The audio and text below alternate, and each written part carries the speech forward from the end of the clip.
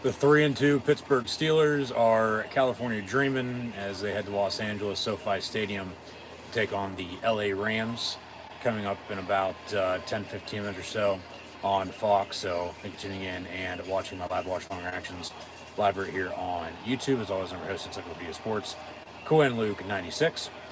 Be sure to like, follow, and subscribe on social media. Links in the description below. It's Facebook, Twitter, Instagram, and right here on YouTube. So be sure to hit that red subscribe button, notification bell next to it, as well to stay up to date. Once again, links in the description below.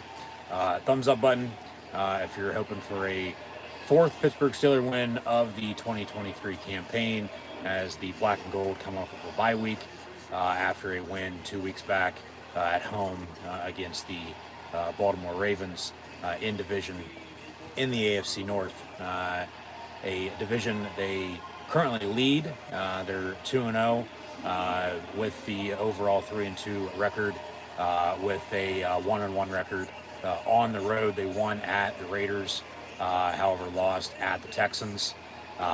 First away game since then today, as they travel back out west for the second of a few trips this season, as of course they're playing the NFC West this year. They'll head to Seattle on New Year's Eve. Of course, that'll be then. This is now. Take care of business first off. They're at the Rams today. As mentioned, a 4 or 5 kick on Fox. So once again, thanks for tuning in and watching. But coming off of a bye, they're 3-2. The Rams are 3-3. So should be a good game. I mean, a 3-point home favorite in LA. Plays Pittsburgh, I might add, has never won at before. Yes, the Steelers and the Rams played in the Super Bowl at the end of the 79 season in January of 1980. That was also in Los Angeles at the Rose Bowl, in which the Steelers won their 4th Super Bowl in 6 years. But overall, they have never won, which is a little hard to believe. It's actually the first trip to LA for the Steelers to play the Rams. They played at the Chargers a few years ago on Sunday Night Football. But of course, with San Diego moving to LA, St. Louis also moving to LA, with the Chargers and Rams now in the City of Angels. It's Pittsburgh's first trip to LA to take on the Rams since 1993. They got shut out that day. And throughout time, when the Rams would have been in Cleveland to St. Louis to LA, back to St. Louis, and then back to LA once again, moving all around like the Raiders do. As they've been in Oakland, LA, back to Oakland, and now in Vegas, it's like make up your goddamn mind. Pittsburgh's stayed true to the Steel City as the Steelers. But regardless of all that, with that being said, the Steelers have never, might add, never, can't state that enough. Once again, the Steelers have never, ever won in Los Angeles, other than the Super Bowl against the Rams, which was once again at the Rose Bowl. But they have never won at the Rams while they're located in Los Angeles, in franchise history, in NFL history, for that matter. It's the first meeting in 4 years, of course. That's just how it is with the crossover. But even with the new schedule now, the extra add-in game, it's still, for the most part, once every 4 years. First meeting, as Pittsburgh's won 4 straight in the series. The last time they lost was 0-3. Actually 20 years to the day this upcoming week, on the 26th of October, as today's October 22nd. So, last time they played at the Rams would have been 2015, of course, still in St. Louis. Last time they played at the Rams in LA, as mentioned, they got shut out 27-0 to begin 1993. But like I said, you go down the list, they have never can't state this enough. The Steelers have never won in Los Angeles against the Rams in the regular season. They once again beat them in the Super Bowl, which was also played in Los Angeles at the Rose Bowl, but not the regular season, which is hard to believe. I mean, they came close one time back in '55. They lost by a point. I mean, all anybody ever remembers those, whether you won or lost. So, you know, that stat blows my mind. They have never won in Los Angeles against the Rams, even though they played, you know, close to 30 times in history. You know, and it's always, for the most part, as well, flip-flopping. Okay, home and home, home and home. You know, because last time they played, Veterans Day weekend 2019, the Steelers won against LA as they were coming off of a Super Bowl appearance the year prior, losing to the Patriots. Really weren't that great that year, but then they got back on track. Of course, Matthew Stafford comes in for Jared Goff in the trade. In his first year, 2 seasons ago, they won the Super Bowl against the Bengals. Last year they weren't that great with injuries. Now they're 500, sitting at 3-3, as mentioned, as a 3-point favorite here today against the black and gold Pittsburgh Steelers, with the over/under set at 44. So, some injuries to note.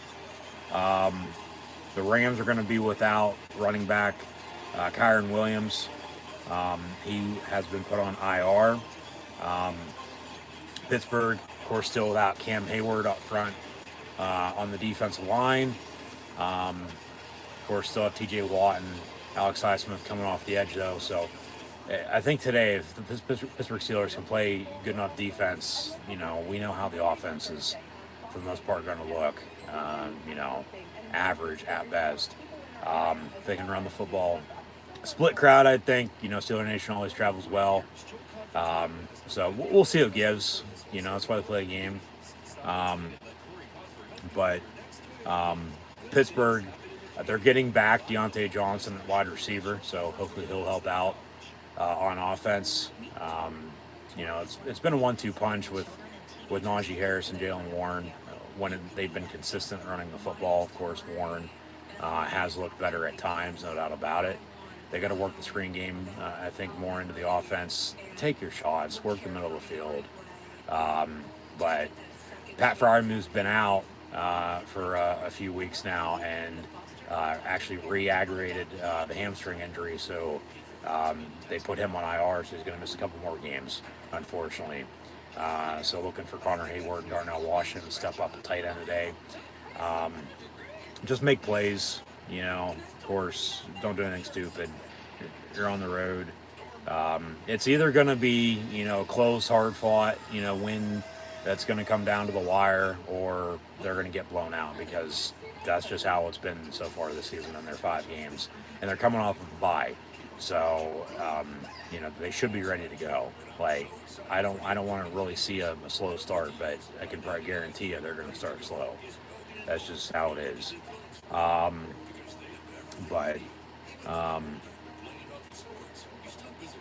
Yeah, I guess that's that. I mean,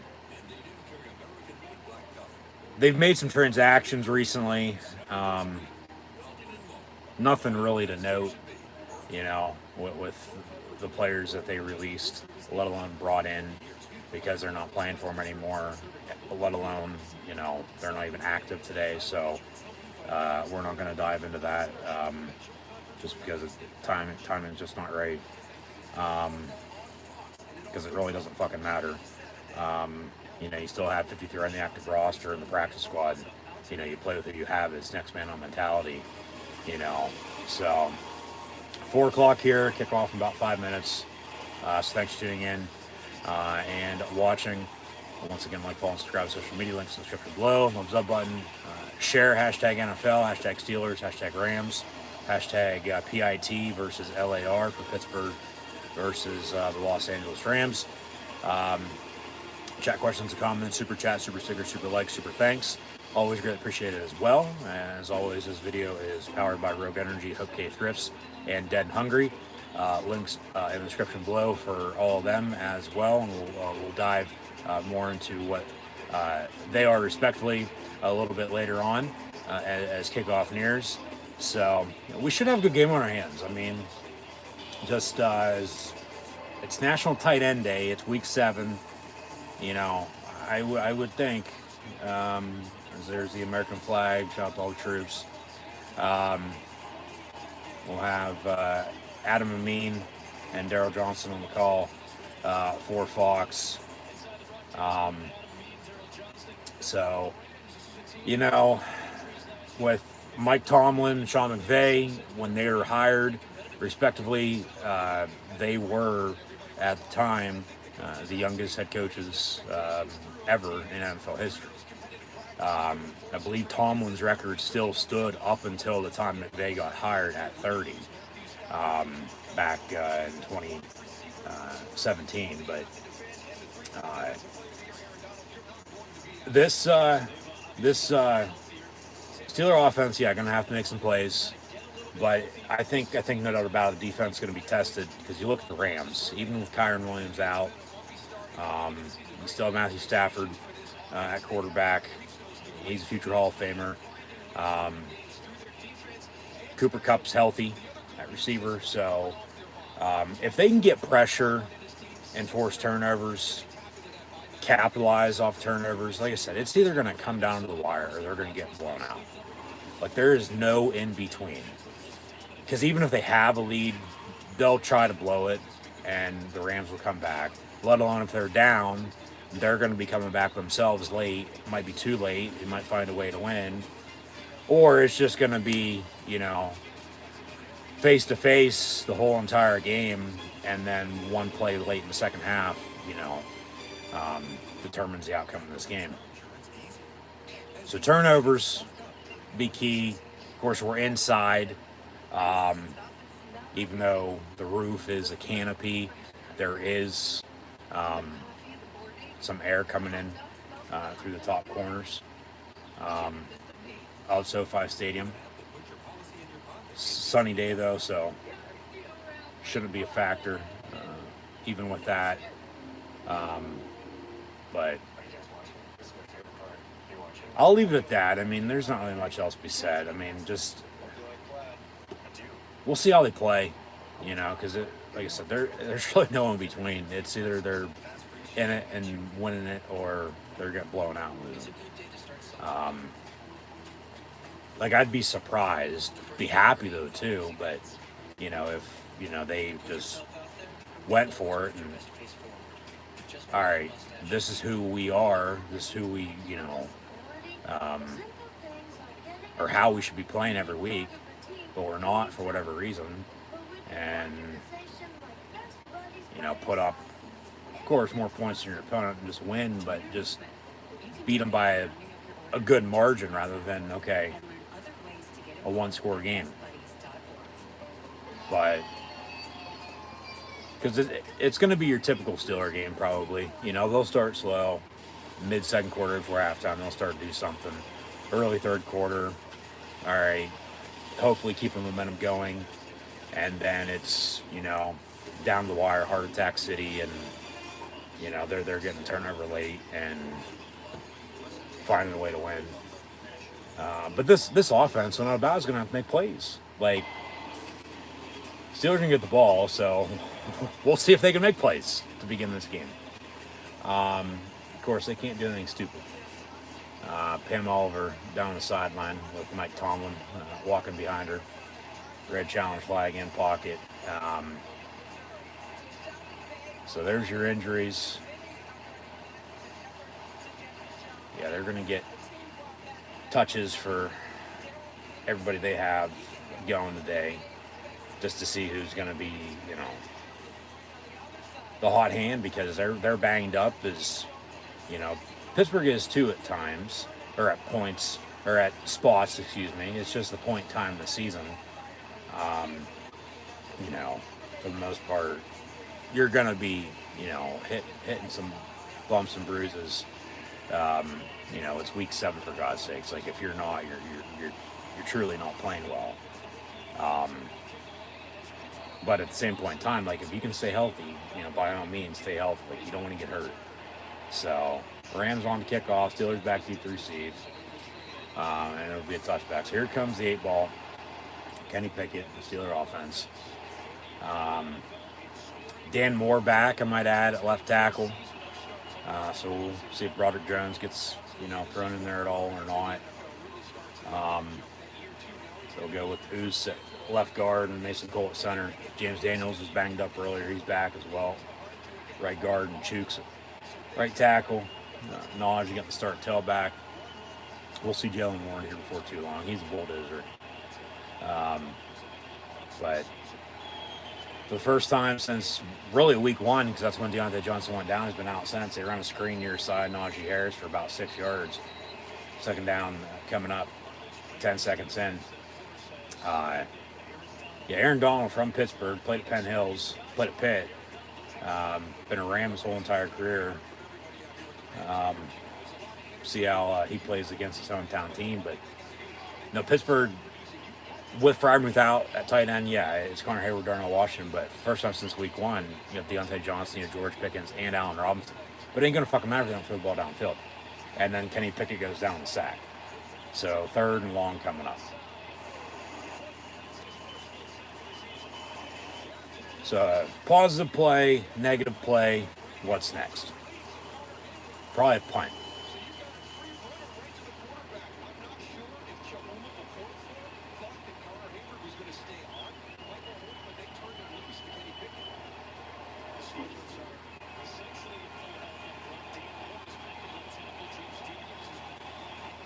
So we'll see what the offense has got here. On 3rd and 7. And Pickett gets drilled, intended for Pickens over the middle. It falls incomplete. So they'll punt. That's something now. Jesus Christ. Just, God.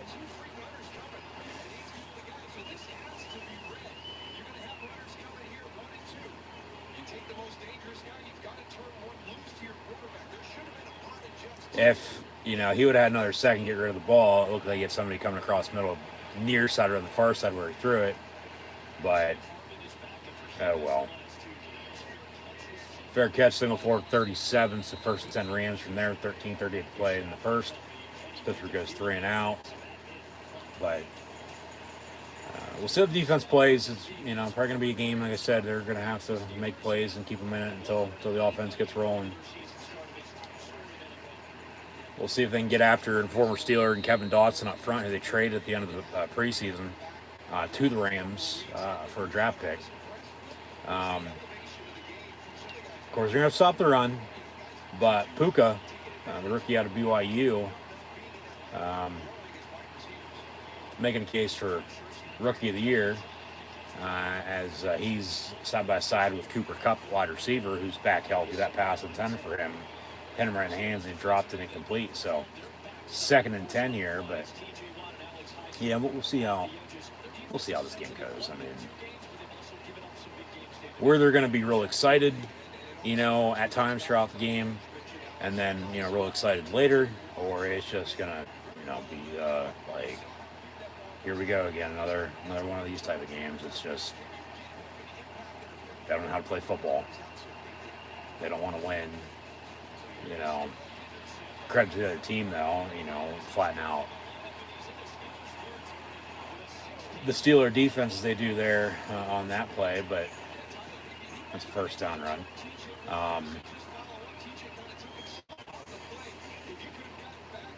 And good block, spin move, 1st down, so.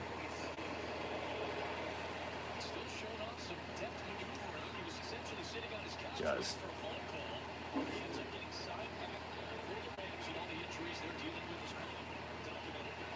We'll see where we go. From the 47, 1st and 10. And out of the pistol, another run up the middle. So here we go again. They can't stop the fucking run, let alone run it themselves. So yeah, it's going to be a long day by the looks of it. It's just frustrating, you know.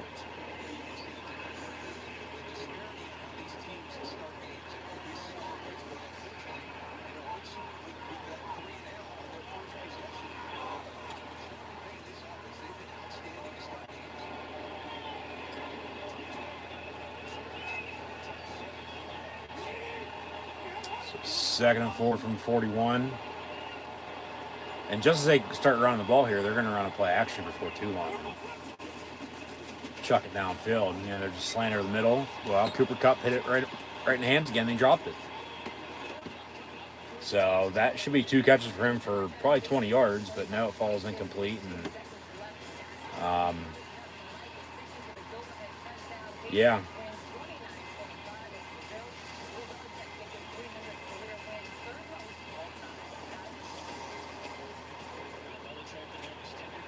Third and 4 coming up.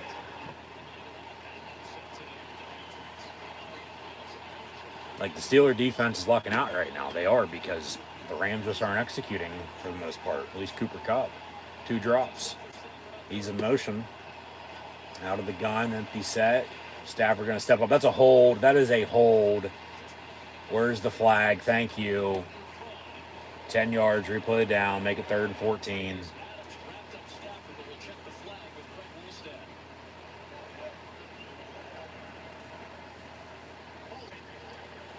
Thank you.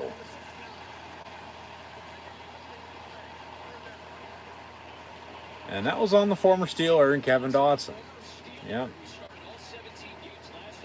I was surprised they traded him. I was. I mean, they obviously felt like they were good enough with who they have, though, up front, and they didn't need him anymore, and they wanted to, you know, get something for him while they could. And yeah, they've made more moves under the con man than I think they, you know, ever have, to be honest with you. In the offseason, they're not really a team to do that, let alone in season either. Stafford goes down the sack back with a 44. Larry, Obi-Wan Kenobi, Ogunjobi, 4th and a mile now, so they'll punt. So they get off the field after, you know, the Rams did have something going there. It looked like it was, you know, going to be a scoring drive with a field goal or a touchdown. But then the hold on 3rd and 4, you know, bites them, pushes them back, and then the next play goes down the sack. So, I mean, yeah, get them out of field goal range, make them punt, get the ball back here. Hopefully the offense can do something. But here's the punt. About 5 minutes or so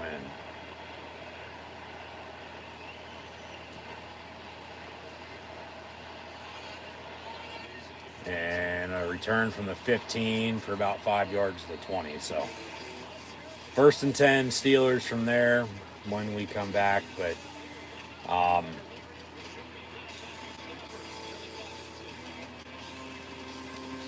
yeah, they got rid of Dawson. I don't know if they told him, hey, hold, you know, whenever we play it or not. I doubt it. No, I'm joking.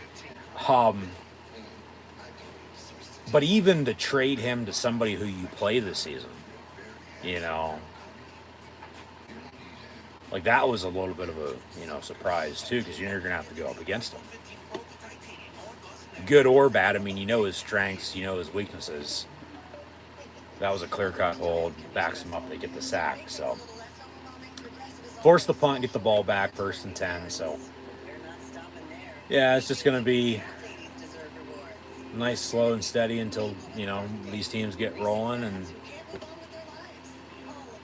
honestly, I mean, first team to 20 might win this game. You look at stats.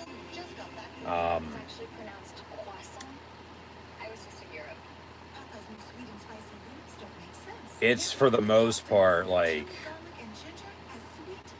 all advantage LA. It is. But of course that's on paper. You know, game be played on the field. So if they can just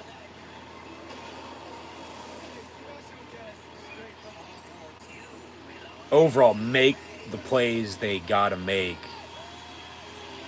when they got to make them. They'll be fine. Just like I said, it's either going to be close or it's going to be a blowout. That's just how their games have gone this year. So, like, I wouldn't expect, and I hope you wouldn't either, anything different until, that changes. Because that's just the way it is. Like, that's been the blueprint. I mean, shit. Can they, for one, get a first down? Can they get some momentum? Can they get some rhythm build up? Can they be balanced? Can they be consistent? Can they just move the ball? Like, it's the meme that, you're poking the stick. Come on, do something. So, yeah, we'll see. But 1st and 10 here from the 21. Hand off to Naj. And he gets 5. Fumble. Oh, thank God Oos is there. Throw him up. We the ones. I think he might have been down for 1 before the ball came out. But if you say no and, rather than 2nd and 5, it's a 1st and 10 because they recovered the fumble a couple more yards downfield, then okay. Yeah, he's down right there before the ball came out. They say first down. Well, maybe not. Yeah, ass is down. Ball was coming out, though. So, yeah, that is a fumble. Luckily, they recovered. So, yeah, 1st and 10 Steelers. But, keep running it. Make them stop you. Wear them out. Hand off to Jalen Warren up the middle, and he'll get 2 yards or so. Yeah, Naj got about 4 or 5. Was going down, ball came out. Of course, they got to show Matt Canada. Like, get him off our fucking screen, for God's sakes. He was obviously in Columbus, Ohio yesterday, now out in Los Angeles. But 2nd and 7 coming up.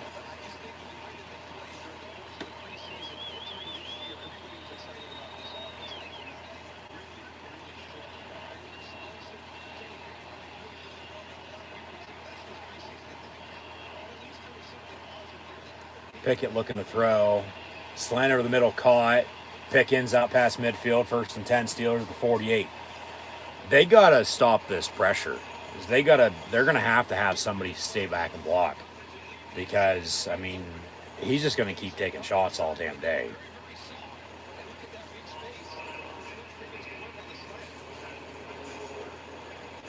You can't get much more wide open than that. And then you want to go forward. Not for this east-west shit. Go north-south. And he did, and got the first down, so see what we got here. I run a toss far side to Naj, who's back in after the fumble a couple plays ago. Yeah, he's getting 5-6 yards to carry here. Well, let's keep running it. Let's keep running it. Take your shot here before too long. It's National Tight End Day, so I'm telling you, go to the tight ends. Fryermuth out, but you have Connor Hayward and Darnell Washington and Rodney Williams, who had a big special teams play a couple weeks back, on the roster. So I don't care how you get it done. Just make some plays and find a way to. There's a flag on the play, get the job done. Loss of I don't know how many yards on that run near side. We'll see what the penalty is.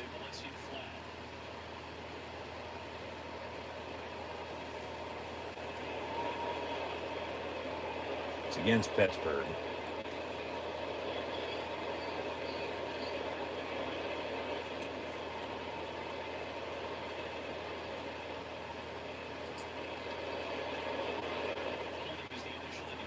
It's a hold.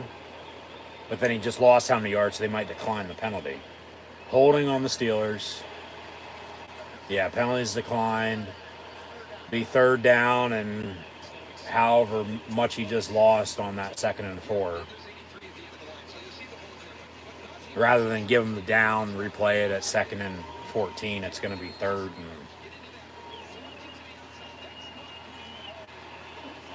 and 9. Can they get 10 yards? This drive's sort of like LA's opening drive. You have a couple good plays, move the ball. They're going deep. Pickens That's a catch. That's a first down Steelers inside the red zone. And they say now incomplete. Let's see a replay. He caught it. Yeah, left foot's out of bounds. All right. Yeah, like I've been saying too, they've matched up against a lot of former Steelers already this year. There's Ahkello Witherspoon as well on the coverage, and as Harvin and his blue suede shoes punts and pins it deep to the 5. That's where LA will start their next drive with 7:28 to play in this opening quarter. So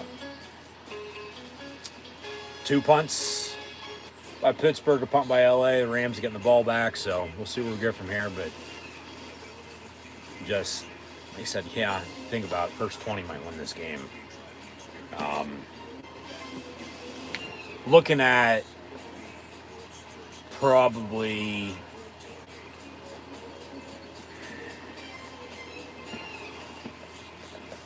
at least they went deep there. That's the same fucking play they ran with Pickens against the Browns last year on Thursday Night Football. And then the same play they ran with Pickens 2 weeks ago against the Ravens. And both those times they were able to execute, and he was able to come down with it on the catch. And the one time he scored, that time he's just right out of bounds. Unless they'd be, knocking on the door looking to score some points. That wasn't a bad drive. Maybe the third time would be the charm when they get it back. Rams going to start here at the 5-yard line though, so hopefully the defense can make a stop. Maybe get the offensive ball back in good field position. We'll see, but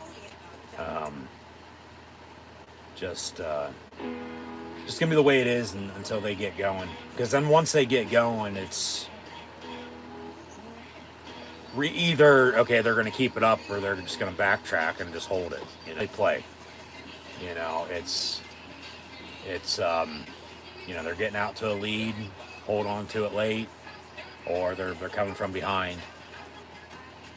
Because they've had their chances even in the blowouts.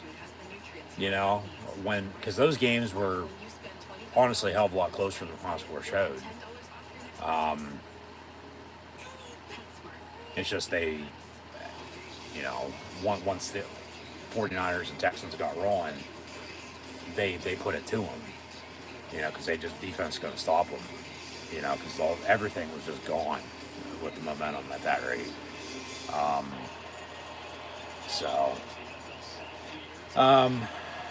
Yeah, we'll see how this drive goes. All they need is a spark. Looked like they might have had it there on that last drive, but sometimes it takes some time to get going. Like I'm saying, it's nothing new. I'm not surprised. It's just at this rate, take it as it comes. So from the 6, it's a Steeler home game here. Crowd on their feet, making noise. The Rams start out of the pistol, and they almost got to him on a sack in the end zone. Pass incomplete near side, intended for Tutu Atwell. So they have a white receiver named Cooper with a last name Cup. They have a wide receiver named Tutu, and then they have a wide receiver named Puka. You can't make this shit up. You can't.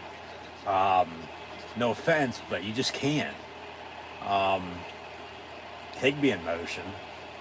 Good block to open up the run. They get 9 yards, 30 yard for 15. So we'll see if the Steeler defense can just... Yeah, the bye was early this year for the Steelers. Last year it wasn't until the first week of November. So it was a good 2-3 weeks earlier this year. And they were 2-6 at the bye last year. They're 3-2 now. So it's going to be a long stretch from here on out. They're coming off a bye with a winning record. And that's what I've been saying too. Disappointed, with the blowout losses, because they very well could be, undefeated. They very well also could be winless with how bad they played in the wins. But they're right there in the middle at 3-2. That might be another hold coming off the edge on Highsmith. Puka on the catch gets to the 50. So, but yeah, somebody's going to have to cover somebody here.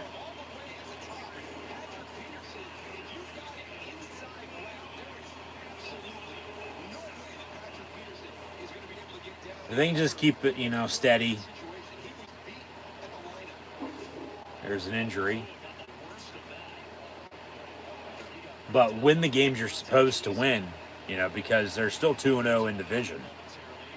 And you take care of business for the most part in some other games, you're still going to be right there in the thick of it. Out of the pistol, they'll run it. Yeah, they can't stop the fucking run. Another 11-yard gain up the middle. So,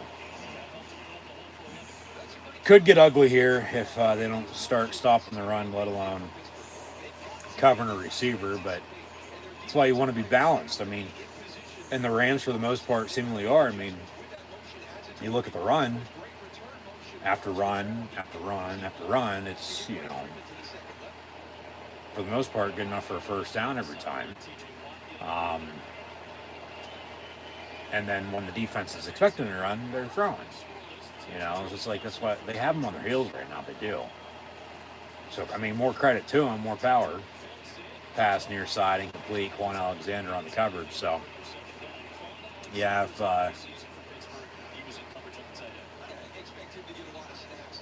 overall, big picture, like I said, if they can just make the plays when they got to make them today, rather than coulda, woulda, shoulda,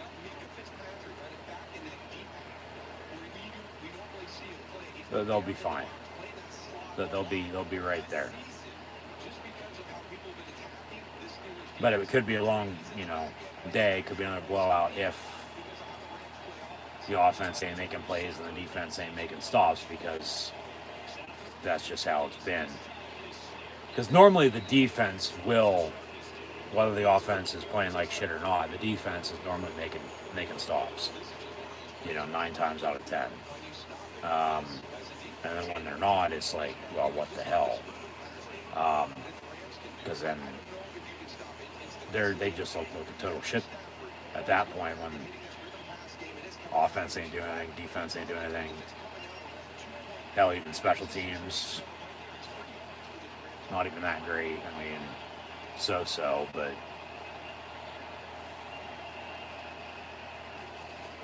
another run, and then Minka Fitzpatrick tackle for loss. So 4th down, and hey, they get off the field. So regardless if, they gave up a 30-yard reception there, let alone, just allowing the Rams to get into Steeler territory, they're getting off the field. I think they're going to force the kick here because they're in field goal range. See what the yardage is. Yeah, 53-yard kick. We'll see. If the Rams are going to lead 3-0 here early or not. Nope. Wide left. Doinked it off the left upright. 5 to play in the opening quarter. Good snap, good hold, but it just went left. And doink. So, Steelers are going to have some good field now to start off the next drive. See if they can take advantage of it. See if they can drive themselves and score some points. You want each drive to be better than the last. If they can, just maintain and control what they can control. Little things add up. Score some points. You don't want to be, winning it, 7-3 or 20-12 or win's a win at the end of the day. It doesn't fucking matter. But I mean, what the fucking max points they've scored this season's been like 26, I believe, if I'm not mistaken, against the Browns, or 23 against the Raiders. I mean, the Raven game, I mean, they had what? A field goal, a safety, a field goal, a touchdown, and a field goal in a 17 to 10 game. Like, you would think that would have been 2 touchdowns and a field goal and a touchdown and a field goal, but no, it was a little bit of everything. That game was crazy. And special teams really won the game. I mean, you look at that blocked punt, you know, that's when momentum started, as Renegades struck again. Got the ball back after the safety. Got a field goal out of it. Should have been a touchdown, but they ended up scoring later, and then couldn't even run the clock out. They kicked another field goal, and then, you know, Baltimore still got another chance, but the defense, you know, won them the game at that point. So,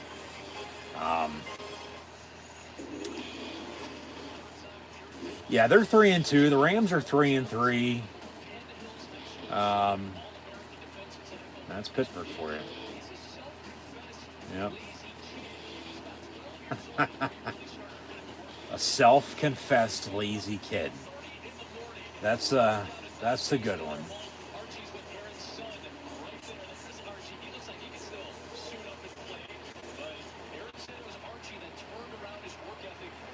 But we'll see what we got here. 1st and 10 from the 43. Pickett airing it out near side. Complete. Deontay Johnson. His first catch since week 1. Remember, he went down against the 49ers. Was on IR with a hamstring injury. They activated him the other day after he returned to practice last week.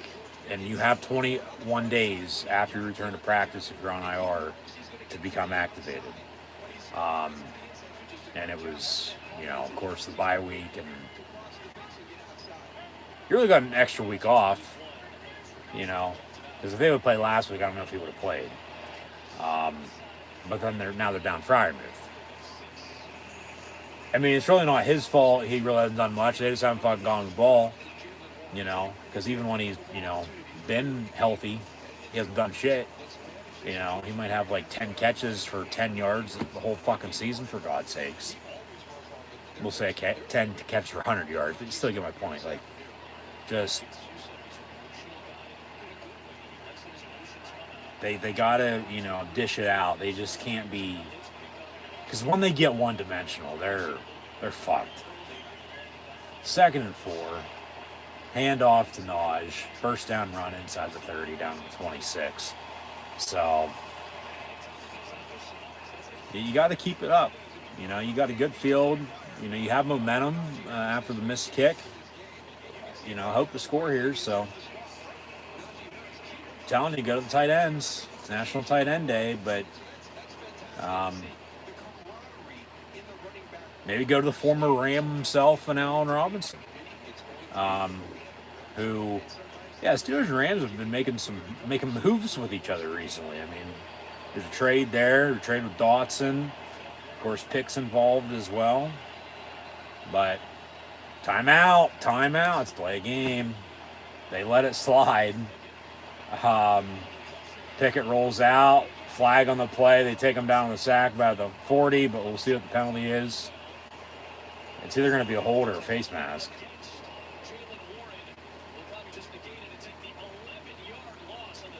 Yeah, another hold on decline. Like, they're still getting to him with a penalty occurring. Like, that just shows you how good, let alone how bad then the Steelers are playing up front. Just not smart. Yeah, that's a hold. Yeah, because he would have been sacked in the middle of the field rather than, you know, at the numbers. But then he still goes down on a sack anyway. 2nd and 21.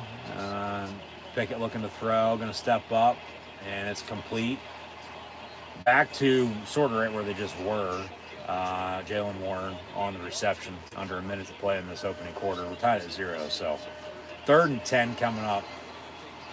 Yeah, so they get the sack yards back. They're in field goal range. Just That was another thing too. The Raven game. Remember, they were, in field goal range, but then they took sacks. Because they could have had, a couple more points on the board. Don't take a sack here and get yourself out of field goal range. Like, if you're going to settle for 3, all right, end up kicking it. But, of course, hope to keep the drive alive and end up scoring. Pickett going to throw. Yeah. Okay, complete Deontay Johnson running across field, far side, inside the 20, first down inside the 10, pushed out at the 8. So they got a 1st and goal now, and that should do it for the first quarter. There's a there's a flag on the play. And then an injured Ram again. Probably an illegal blindside block.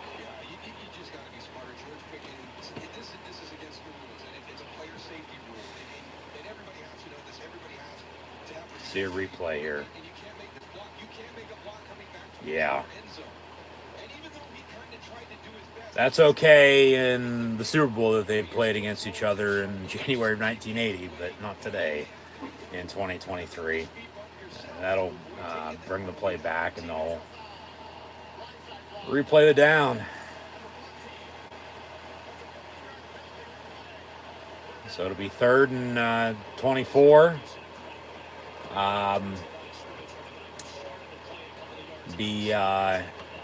Illegal blindside block, crackback block, they got to play smarter than what they are. I mean, they're already shooting themselves in the foot with penalties.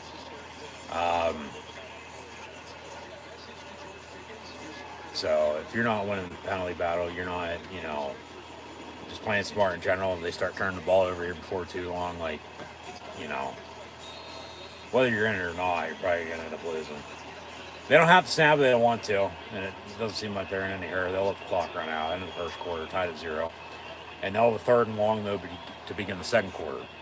3rd and 17 officially after the penalty.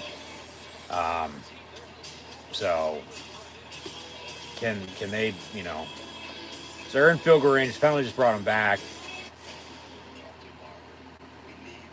Get, I don't know, at least 18, but if not, just put yourself in a manageable situation, a good spot for Boswell to, make a kick, and, you take a 3-0 lead rather than tied at 3, because then the Rams, remember, missed that 53-yarder, so, 0-0 at the end of 1, slow.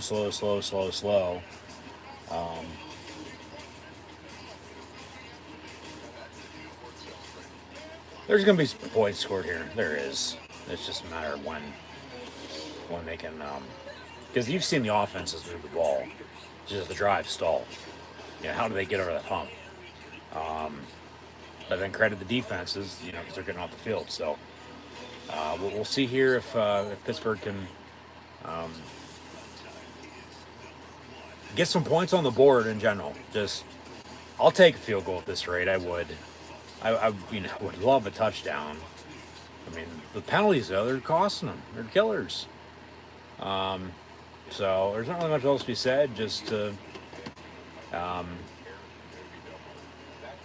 one play, one drive.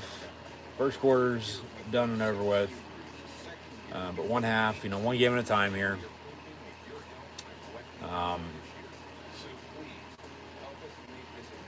They're banged up, but they're playing through it. Because even with everybody that's healthy, they're hurting. Because look at T.J. Watt. He fucking almost broke his hand a couple weeks ago, and he's gonna have to get surgery at the end of the season, so they say. But he's still, playing. It's normally always the lower body injuries, with just because of movement. Can't cut, you can't let alone walk or run. You're probably not going to be out there, with a hamstring or a knee injury or let alone an ankle. Or it's the arms and chest with the upper body. If it's a fucking hand injury, club it. But third and 17 and 35. They were on a bubble screen near side of Jalen Warren and fucking drops it. God damn it. So now they'll have to kick a 53-yarder themselves. Which Boswell's a damn good kicker. He's one of the best in the league. He doesn't get enough credit. So they're going to kick it themselves here. See if he also doinks it off the left upright. Remember, this is the same end now. The Rams are just going because they just flipped bends because, here we're early second quarter now. So, yeah, 53-yarder. Thank you. Kick's going to be up. Kick's going to be good, though, right down Broadway. Actually, that's New York City. Name a street in L.A. because it's up and good anyway. 3-0 Steelers on top of the Rams. 14:51 to play in the half. So, you have a lead. You'd hope to hold it. They'll probably give it a field goal. Well, on a touchdown though. They're just going to be in a spot where it's once again a typical Steeler game that. Because even once they do get rolling, it's not much. It's frustrating that because when as much as they do, you're making plays and this and that, and just overall scoring points and winning games, whether you made a play here, or there. Yeah, we'll see how long this lasts for all until they're right back where they started from. And all right, we got to do something again when it seems like always that there is always a reason to go drive and score because the name of the game is to win. But it's like unless the defense does something for them, the offense ain't doing shit. Like they need to be given a reason. All right, let's go out and make a play. Or 2 or 3 or 4. Or just all the plays in the world and, drive.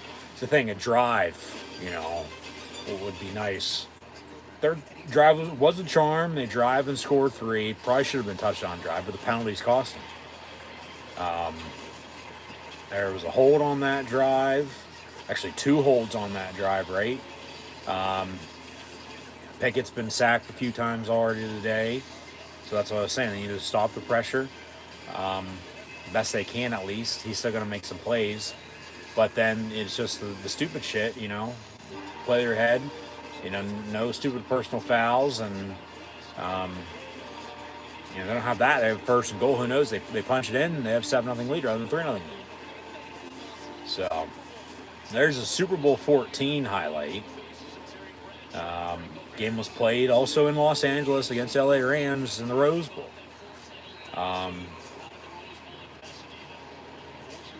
Yeah. So touchback on the kick, but yeah, once again, the Steelers have never, other than that Super Bowl, won in Los Angeles against the Rams. Never, ever won in LA against the Rams. So see if they can break that streak today. They hadn't won in, whether it be Oakland, LA, back in Oakland, or Vegas against the Raiders in like 30 years when they met on Sunday Football last month. But then they won. Of course, had trouble getting home, but they made it home. 1st and 10 from the 25. Stafford going to hand off, see if they can stop the run. They do. Stuffing the line of scrimmage. With who is that? Marvin Leal and Montravius Adams. A lot of damn good games early in the NFL today. Lots of one-score games again. Get more into the stats and scores coming up at halftime. Stay tuned for that. But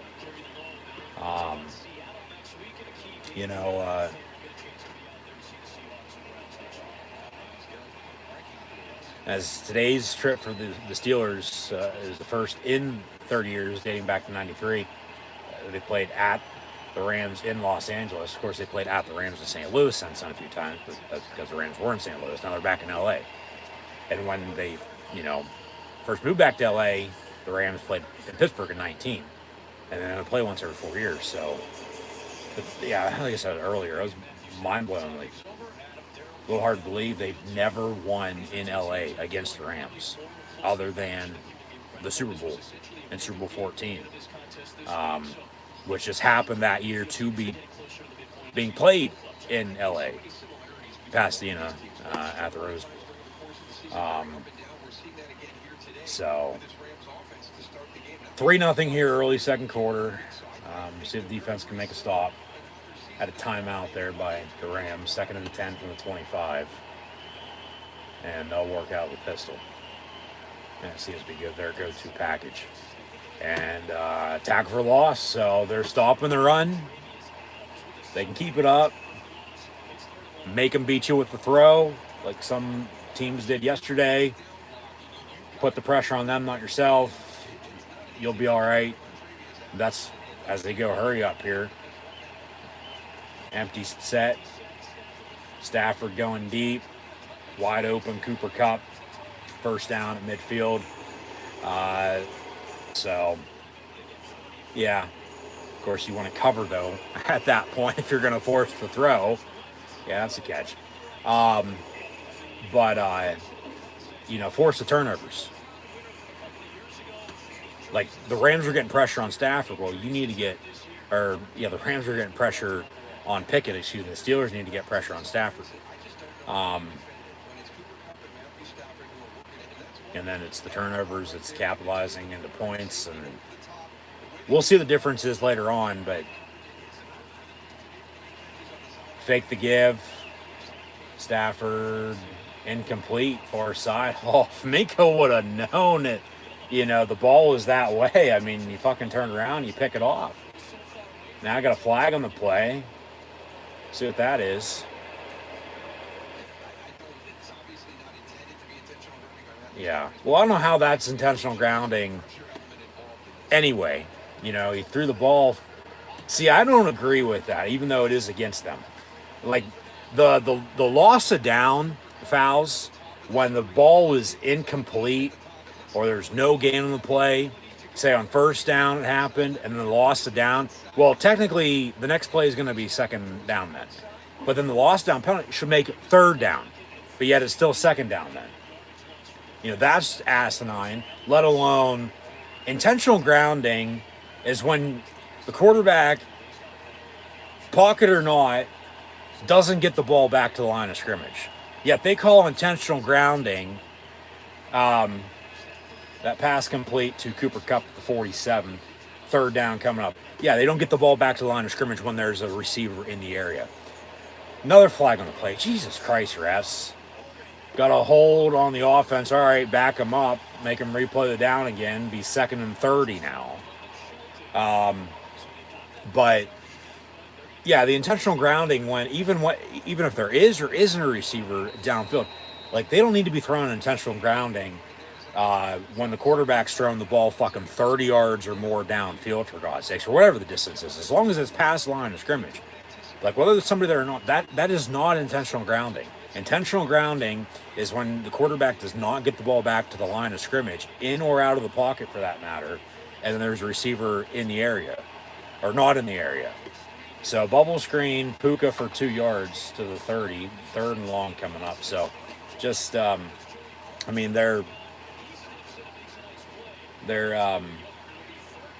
defensively going to hope to get off the field here again. Penalties helping them out, I guess, but there's always something with the officiating, That's nothing new. Pass complete near side, but the Rams are going to have to punt. So Pittsburgh getting the ball back and got 3 timeouts and 11 and change before halftime with a 3-point lead. Just don't do anything stupid. The Rams will get the ball back to begin the second half, but can they? As the refs are throwing penalties every other play, it seems like. Can they give themselves not a better chance, but just be in a better position. Almost blocked the punt.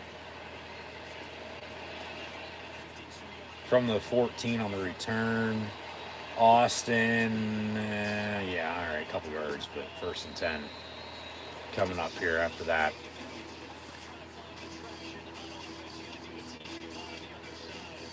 Yeah, can they put themselves in a position where the Rams are the ones going to have to be making plays? Because the defense is making stops like that. As long as the offense gets going, like, it might be enough, to be honest with you, even though you know damn well they can come back.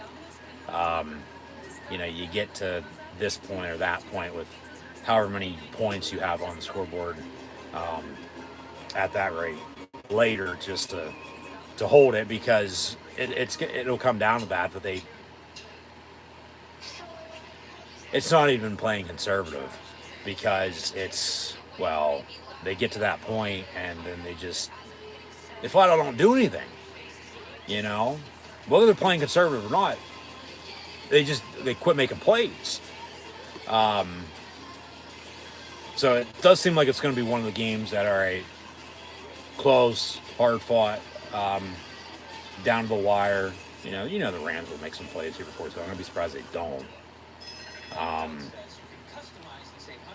And then the defense, you know, they're making stops, maybe a turnover or two late. Same with the run game.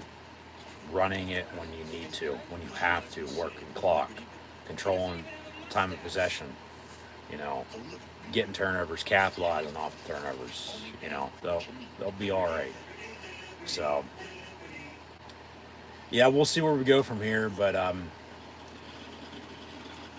guess that's about it.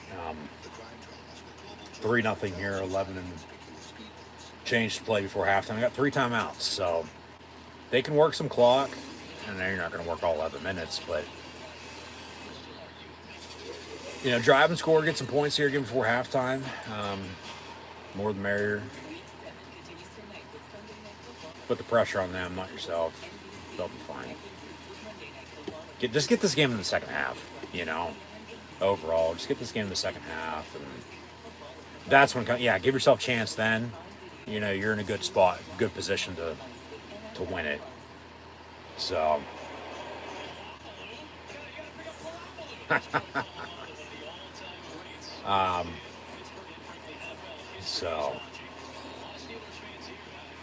from the 19, 1st and 10.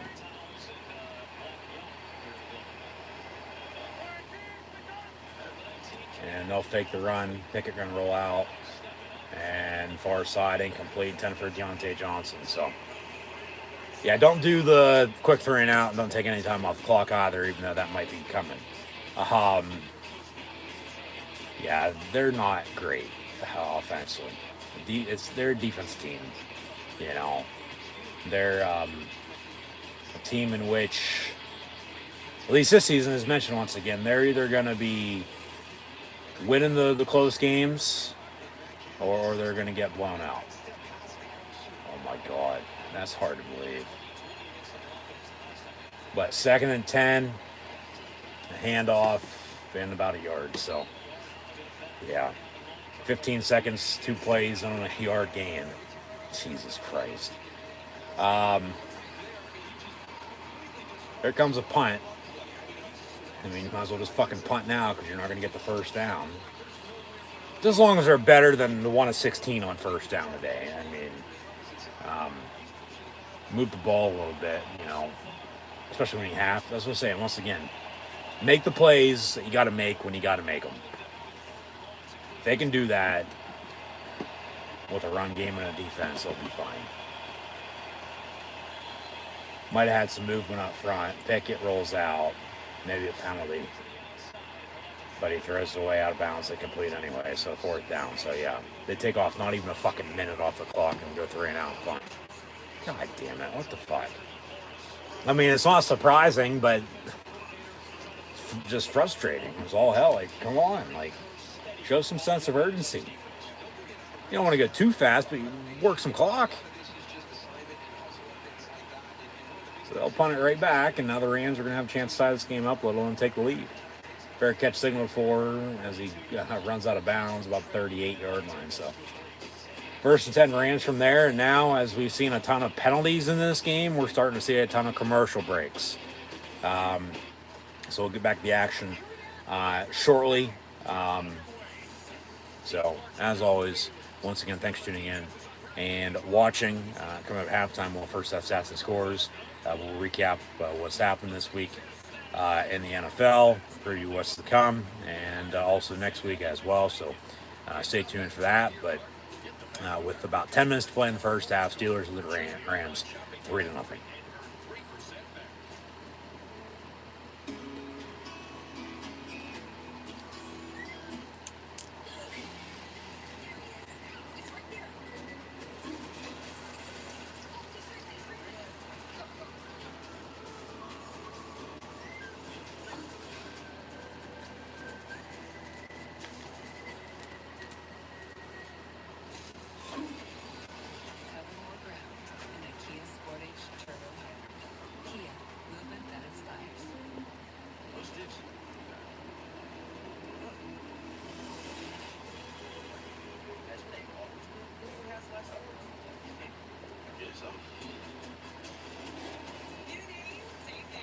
Jesus Christ. What the fuck happened now?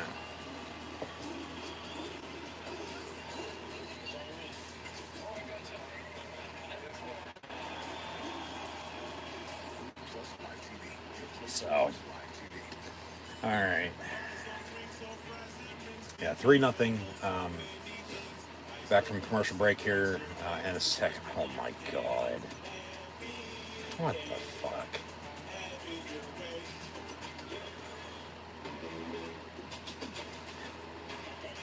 Jesus Christ.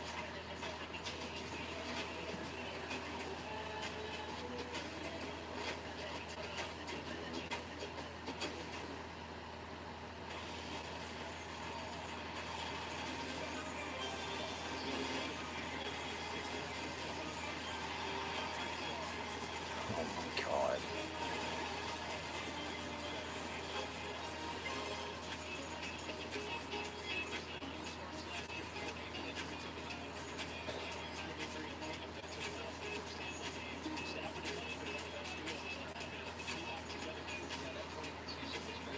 So, all right.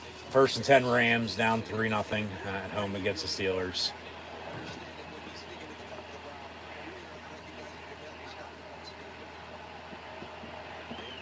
And they'll work out the pistol again. See if they can shoot up the Steeler defense. KZ on the tackle. After a 6-yard run, 2nd and 4.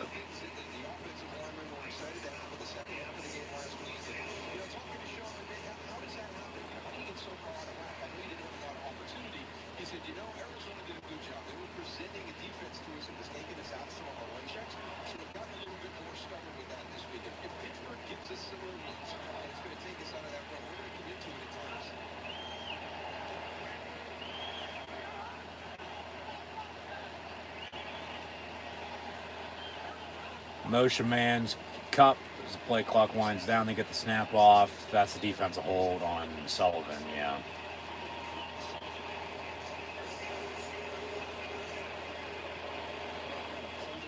They got to play smarter. They're shooting themselves in the foot, costing way too many yards here.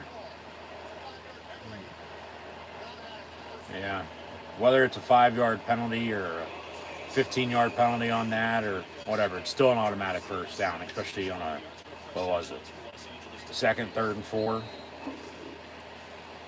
It's a clear-cut foul. I mean, at least they're calling the obvious penalties today, and they're sort of calling it down the middle, but it is what it is. From midfield, 1st and 10.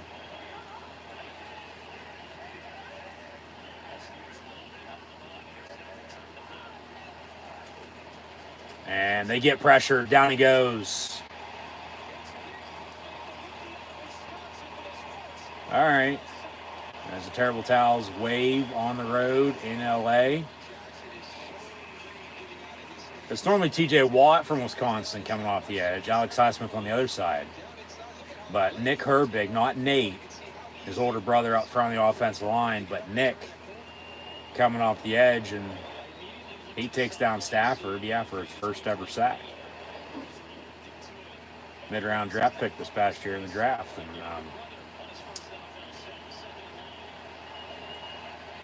now the offensives that they face have to, game plan for him now too. That pass, complete far side. It'd be third and, 10, 11, 12 here. Third and 11. So even though they got the penalty there, a couple plays ago, on that first down on the defense penalty on the hold, get the sack, get a couple yard gain there, now third and long. And then Stafford's pass down the middle, caught.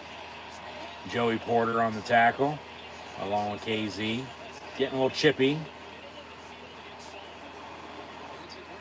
But first and 10. And the Rams are knocking on the door.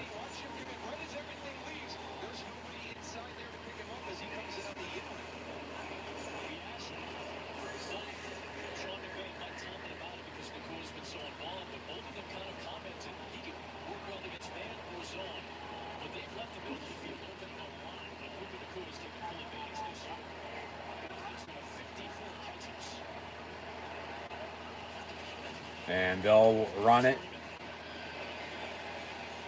No gain on the play, though. So second and 10 as we near halftime.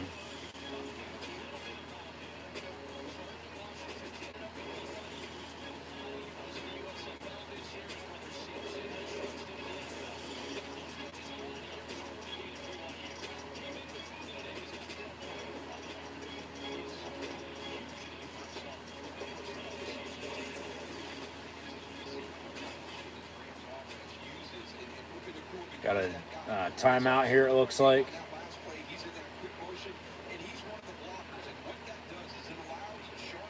Second and 9 coming up.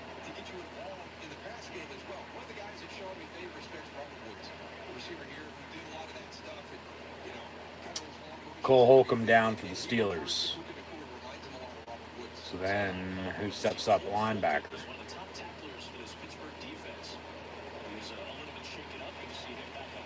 They'll probably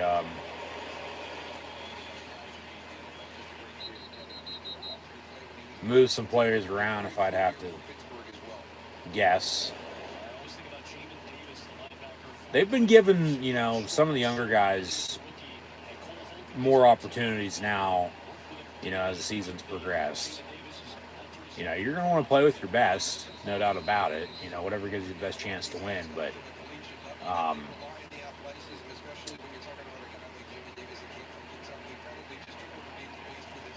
yeah, they need to stop the run. They need to, obviously cover, though.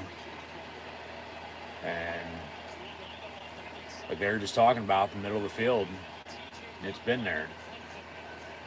So another run up the middle, and third and 4, coming up. As these guys like playing with sand. I don't know how the fuck that happened, but it did.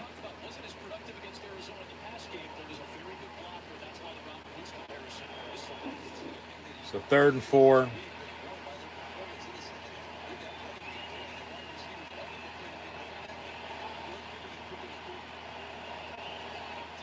Got an empty 5 wide from the 23 on third and 4. Slant incomplete.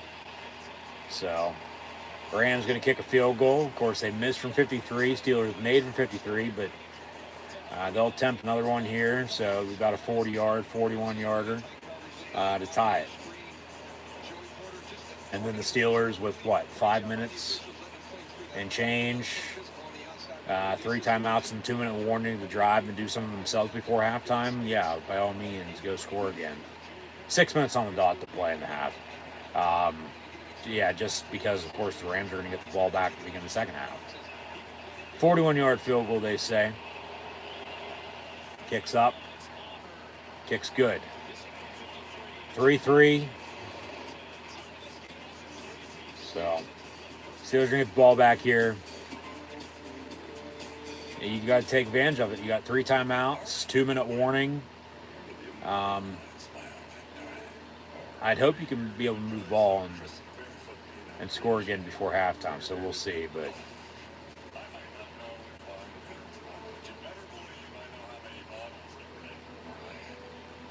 leave it at that. See what happens. And as you look at some stats, for what it's worth, right now.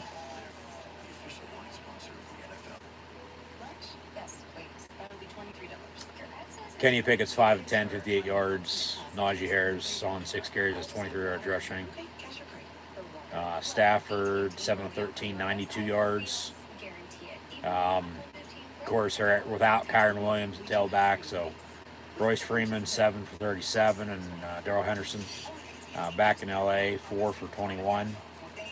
Puka has 4 catches, 58 yards. And Cooper Kupp 2 of 29, even though he probably should have like 4 catches for about the same.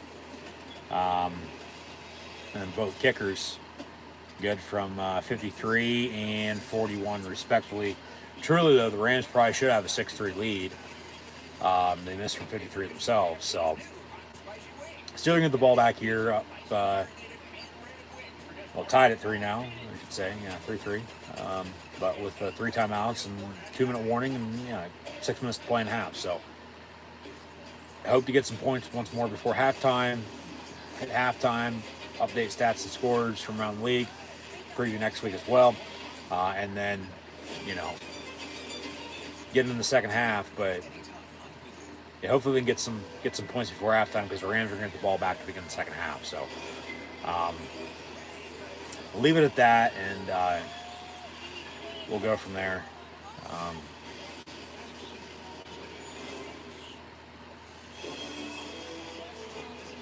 Been a slow, low-scoring defense showdown for sure. If the game stays the way it is, I'd say advantage Steelers. If, they're going to give up a field goal and a field goal, or at least a field goal attempt, get off the field, okay.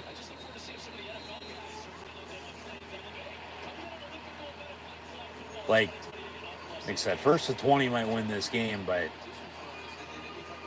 truly what defense is bending but not breaking is probably going to win it, because the offenses have been able to drive, but drives have stalled. Of course, you have the field goal attempts, 2 or 3 total between both teams. But we'll see if anybody can find pay dirt and score. They run an end around Calvin Austin for about a yard, so 2nd down. So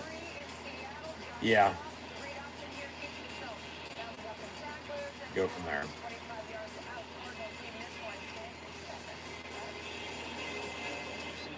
So 2nd and 9.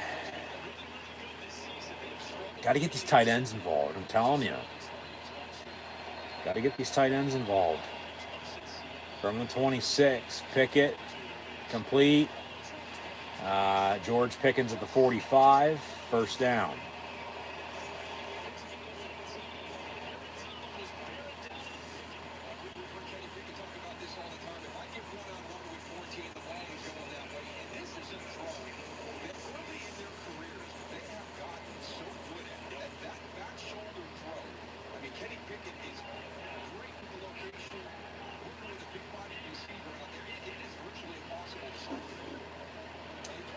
So from the 46, 1st and 10.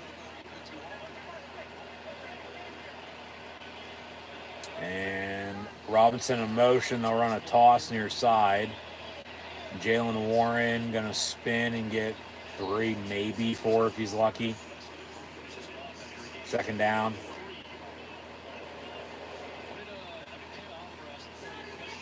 Four and change.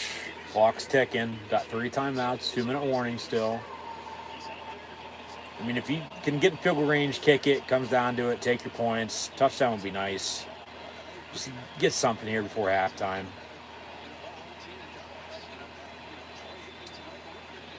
Second and 7 here. And they'll fake the run. Pickett looking to throw down the middle.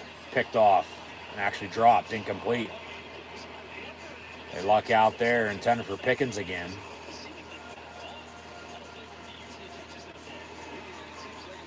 So, 3rd and 7, 4 minutes on dot to play in half. Yeah, they luck out there. Right through his hands, right through the defender's hands, falls incomplete. So 3rd down, 3rd and 7 again. I'm telling you, get the tight ends involved.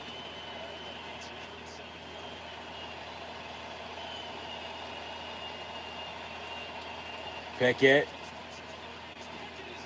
Jesus Christ. That's intentional grounding. See, when he gets pressured, fucking runs around, chicken his head fucking cut off, doesn't know what the fuck to do.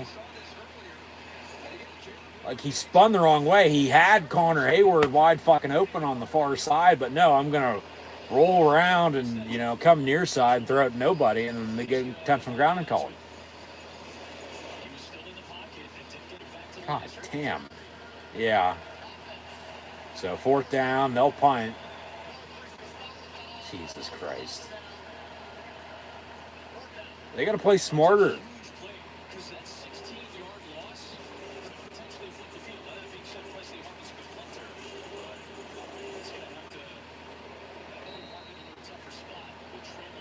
So, can't even do anything there. And they'll punt. Fair catch signaled for at the 11.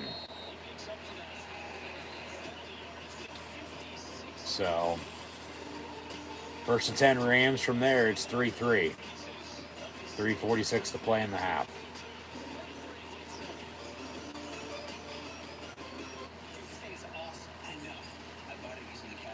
Like, people get, you know, angry that this ain't working versus this or whatever. It's like, from the play calling to the plays actually happening, the players still have to execute. You know, I'm not sticking up at it for anybody in particular. You know, you still got to execute. You still got to just make plays. And, you know, when they're not, it's just, you know, what the hell are you doing? Like, it's just, that's just,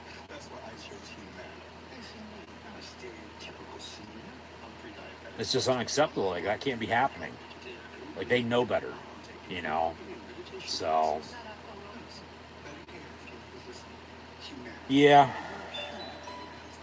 I mean, if you stand up in the pocket, you know, deliver the ball, rather than, you know, running around trying to make a play out of nothing, when it's there for the taking anyway, just dump it off. It's right there. The receiver does the rest.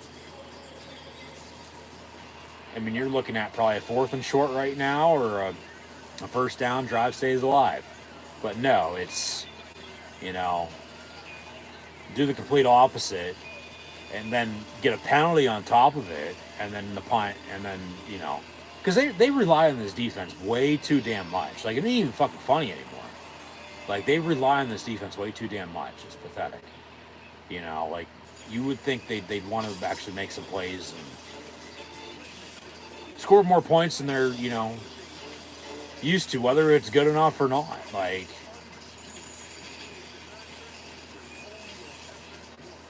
it's just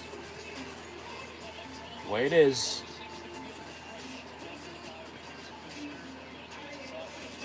So,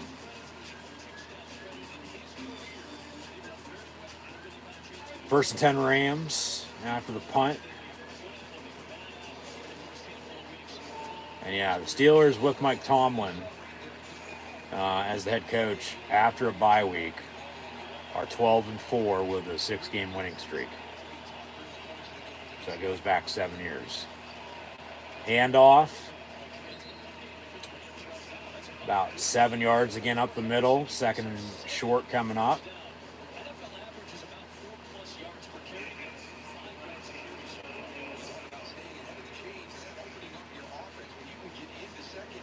So we'll see what the Rams can do here before halftime. They might, double up and score before half, get the ball back to begin the second half, score again. Steelers then might be in trouble. From the 18 after a 7-yard gain, 2nd and 3. They'll run it again. No gain on the play, though, there. They wrap them up right away. So 3rd and 3. Because then, hell, can the Steelers get off the field here defensively, get the ball back, still potentially have 3 timeouts, plus 2-minute warning to, try to drive and score, themselves again. And it's maybe the 3rd time's the charm in that regard, the whole entire quarter from, the last couple drives that, had the ball maybe a minute or two and, couldn't do anything. They had to punt. When, the 3rd drive was a charm to, score to begin the game. That's a hold. That is a hold. Oh, my God. And then Puka on the reception, near side, down the sideline. Big first down. All because of the missed penalty up front. I get holding happens on every play. As a matter of fact, they call it or not. But and then a missed tackle. Maybe another hold. And then they finally wrap them up. Jesus Christ. And let me guess, that takes us a 2-minute warning? Yep. 2 minutes to play in the first half. It's 3-3. Rams, have momentum. And they're, about to be knocking on the door here to score again. Potentially take their first lead. Going into halftime, whereas coming out of halftime, they'll, get the ball then as well. So,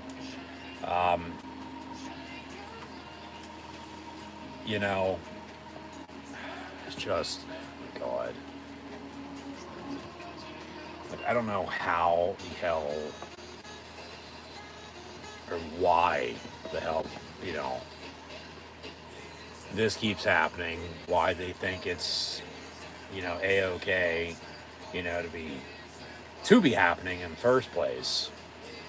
A bit nipply in here, ain't it, Clark? Or Russ? But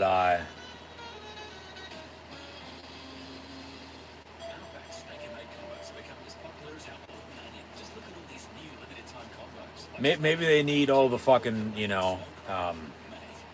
bags of dog food in the world for snots to break the light bulbs of the Rams SoFi Stadium to fucking win this game. I don't know. It's just, they do to themselves, man. It's just, what the fuck.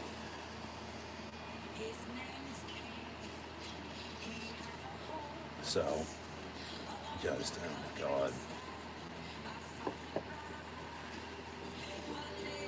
It's frustrating as all hell.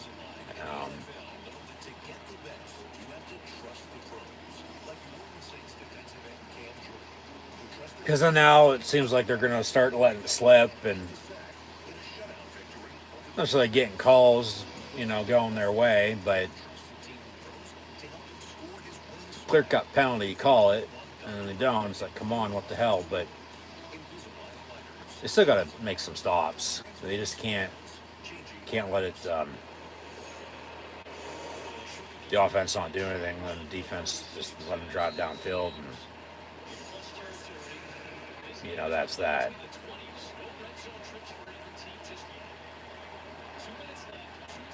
So 1st and 10, Rams from the 45. 2-minute warning here, tied at 3. 2 timeouts. They'll run it up the middle. And Pittsburgh stops them, so from T.J. Watt to Marvin Leal, Minka Fitzpatrick. They wrap him up. Rams going to, in the meantime, move the clock run for the time being. 2nd and 8.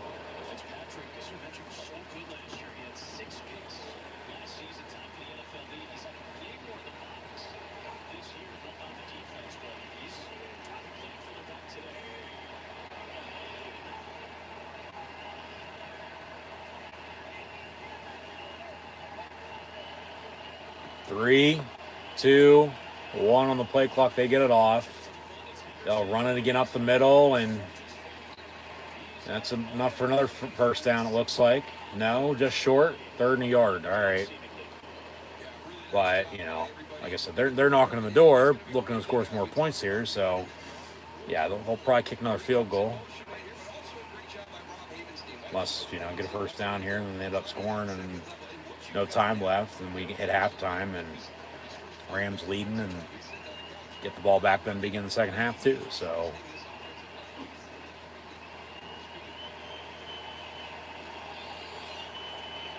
a 3rd yard, they'll get the first down on another run, and to the 31 with 31 seconds to play in the half. I think they'll call a timeout now for sure. I'll have 1 left. And they're going to hope to end up scoring a touchdown here. I mean, just keep fucking running it. Steelers can't stop them, but watch play action. I'm telling you, watch as it is National Tight Ends Day. It'd be nice if the Steelers got tight ends involved, for God's sakes, but watch for Stafford to go to Higbee. Puka almost has almost 100 yards receiving in the first half alone. Watch out for Cooper Kupp. Watch out for Tutu as well. But, if you can force a kick, 6'3", luckily they don't have the 53-yarder they missed. It'd be not. They say incomplete, though. All right.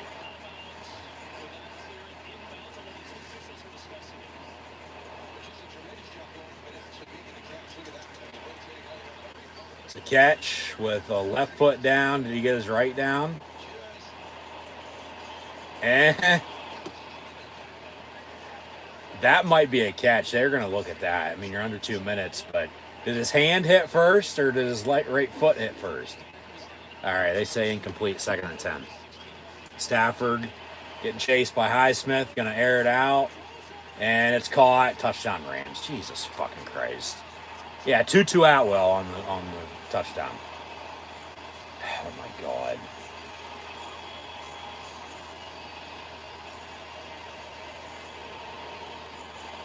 So they'll be up 1 score going at halftime, get the ball back. You'll see Pittsburgh, trying to come back now in the second half. Lucky, they don't have the 53-yarder because it's going to be a 2-score game. You have a 10-point lead at halftime with that touchdown. That's frustrating right there for sure. Give a touchdown right before halftime. Extra points, no good though. He missed it. So it's 9-3 as it would have been with the missed 53-yarder and then their field goal with the touchdown. So really, we'll just say 3 field goals for the Rams and a field goal by the Steelers, and it's 9-3. Yeah, that's luck right there. I don't know how the hell that happened, but it did. Just fuck it, he's down there somewhere.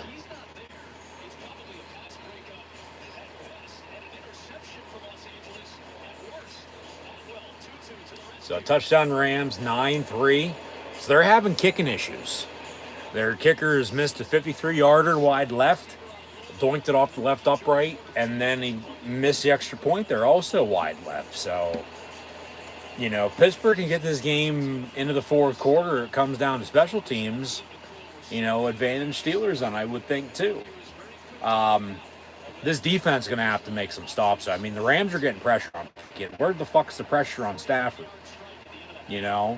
where's the running game at? You know, the Rams are able to run the ball, but Pittsburgh really, not much. A return to about 14-yard line, 13 seconds to go. Even though they have 3 timeouts, you're down 6. They'll probably just take a knee here going to halftime.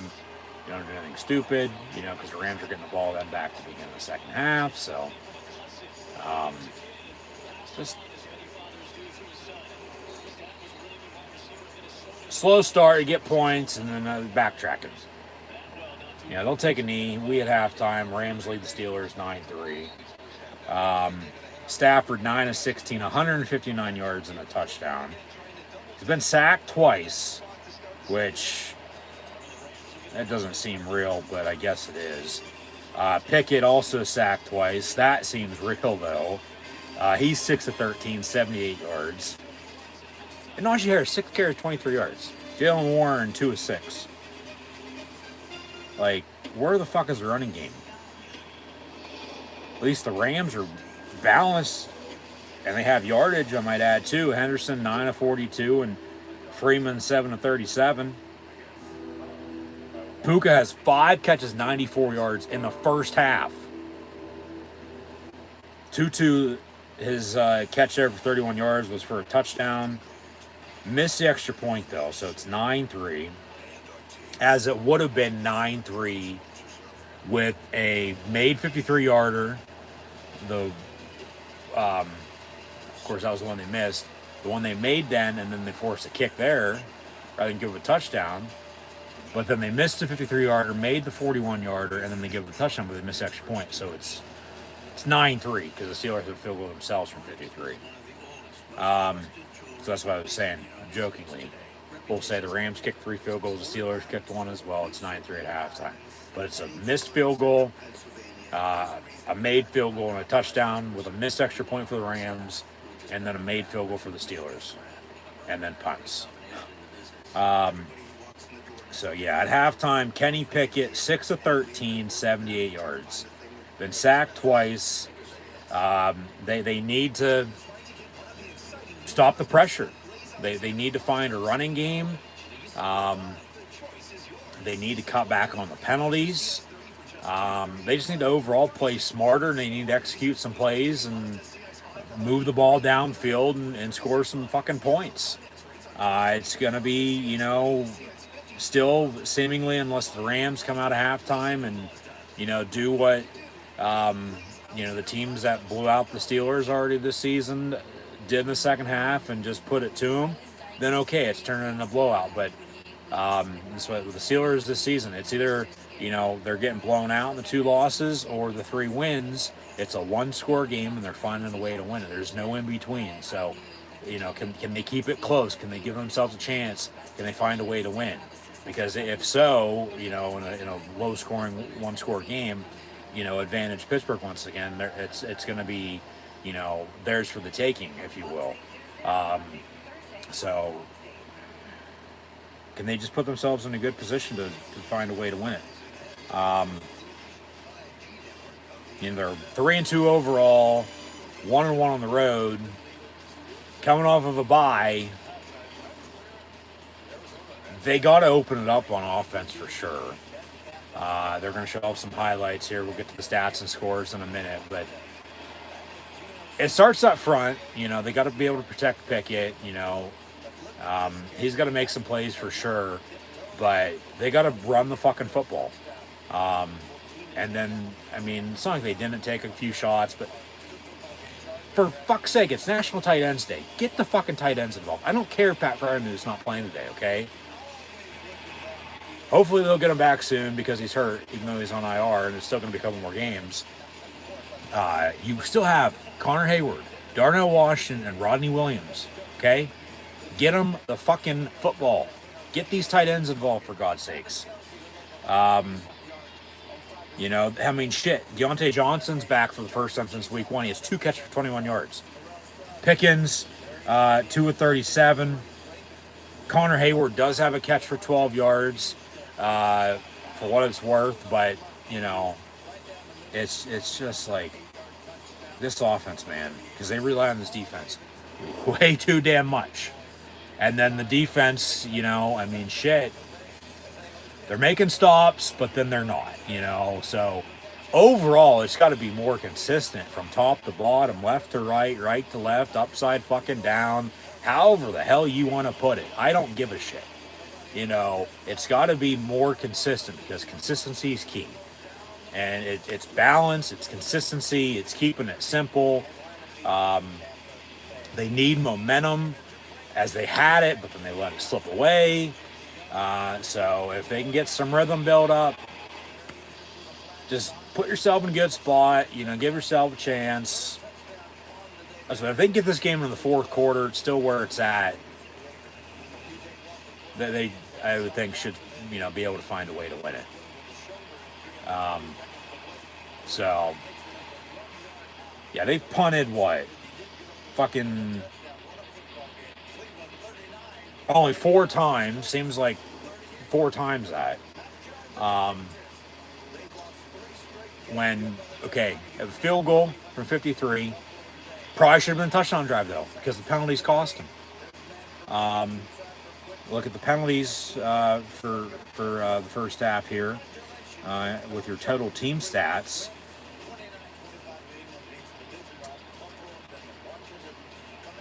The Steelers have 3 penalties for 36 yards, but remember, a couple of those penalties on holds were declined because the Ram defense with the pressure still was able to sack Pickett. You know, so it's really like 5, 6, 7 penalties for the Steelers in the first half for probably close to 80 yards, I'd say. And they're not winning the time of possession either. I mean, surprisingly, no turnovers. Yeah, both teams have 3 penalties for 36 and 30 yards, respectively. The Rams are leading the time of possession by a good 7 minutes, 18:09 to 11:51. They only have 5 first downs.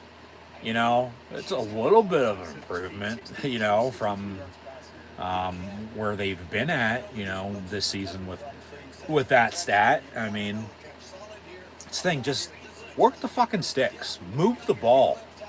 Like, just as they do something good, they're going backwards.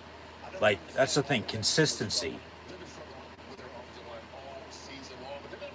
And manageable situations, I mean, even if they've been in them, which really haven't been, they're not doing anything with them anyway, so it really doesn't matter. 9-3 is your halftime score.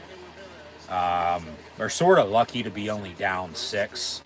Probably should be down 10, let alone 7. Probably should have more than 3 points on the board for themselves, though. So this game is a hell of a lot closer, no doubt about it, than the score shows at 9-3 at halftime. No doubt about it. Don't get me wrong, but you got to convert on third down. I don't know what it is with fucking Pennsylvania teams on the road this weekend. Can't convert on third down, but, you know, from a 1-16 stat yesterday to 0-5 at halftime today in this game, I mean, you got to convert. I mean, the Rams are just not necessarily blowing them away, but at 9-3, they should be up way more on the Steelers than they are right now, to be honest with you. You know, this defense is going to have to make some plays, going to have to make some stops. And if they don't, and the offense is not doing shit, even if they do get rolling, defense still so-so, they're probably going to lose.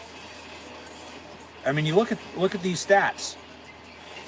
First half, for what it's worth, they add up.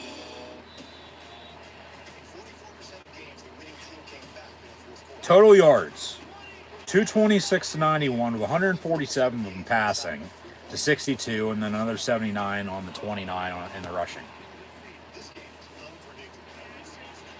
And yeah, it's really up front, controlling the line of scrimmage. The Rams are getting pressure on defense where the Steelers really aren't. The 2 sacks piece, okay, but the Rams are able to run the football when the Steelers can't. They have twice as more yards per carry than the Steelers do. Okay, so especially with a lead, home or away, neutral site, I don't give a shit. You're going to run the football and work clock, and they're already controlling the clock. So if the Rams continue to do that, Steelers are going to be in trouble. So we'll see second half here if Steeler offense can overall move the football, make some plays. Because if not, relying on this defense way too damn much again. What's new? That's as usual, as always. But then the defense ain't doing anything. It's going to get out of hand. It's going to be turning into one of those blowouts that we've seen in the 2 losses. But the 3 wins, it's 1 score. Like if they can keep it close, if they can make a couple plays, back to with what I was saying earlier, make the plays you got to make when you got to fucking make them. Give yourself a fucking chance. Put yourself in a good spot, a good position to win this game. Special teams might be key to the second half, I'm thinking. It might come down to a kick. You've seen the Rams miss a 53-yarder and an extra point. Okay? Made a 41-yarder. Did score, but missed the extra point. Okay? Boswell, 53-yarder. Can the Steelers at least get in, field goal range for them if they're not even going to score offensively? That's going to be a thing too, because that's cost them how many times already this season. They're trying to win in LA for the first time ever against the Rams in the regular season. Yeah, they beat the Rams in Super Bowl 14, and it was in Los Angeles that year at the Rose Bowl in Pasadena. But overall in franchise history, NFL history, the Pittsburgh Steelers have never won at the Los Angeles Rams, okay? So can they snap that, make history today, for God's sakes? Can they cut back on the penalties? Can they not do anything stupid? Because if they start turning the ball over, they're still shooting themselves in the foot. It's going to be all she wrote, and it's on next week. And they host Jacksonville next Sunday at 1, so be sure to tune back in for those live watch-along reactions. Live here on YouTube then, so I'll leave it at that. There's not really much else to be said. Should be coming back at halftime here shortly. And the tough thing is that, they got the ball at the beginning of the game. Rams kicked off, so Rams are going to get the ball back in the second half. And they just scored before halftime. So can they get off the field? Can they make a stop? Get the ball back? Maybe a defense touchdown, maybe a special teams touchdown of some sorts. Just, they need a spark. That's all it takes. Start a fire. Need a foundation, build a house. They need, just start somewhere, They just need momentum. They need rhythm. If they can cover, let alone stop the run up front, and cover Puka, cover fucking Cooper Kupp. Tutu's touchdown, that was sort of luck. Or else we'd probably still be tied at 3, or they'd be down 6-3. Let alone, still 9-3 if they have the 53-yarder, if they, end up kicking it again. So, we'll see what, kind of adjustments they're making, and see how they play the second half, and see if they're going to ride off into the sunset in Hollywood and beat the 3-point home favorite LA Rams. So it's 9-3 to begin the second half now. What are you going to do? So it's there for the taking. Fucking take it. All right. They are. You got to give them credit. So Pittsburgh's going to have to, as Boswell kicks off, Pittsburgh's going to have to, they corner it at the 15 and about a return of 11 to the 26. So still +1 on as much of a touchback. But so they do. If they can,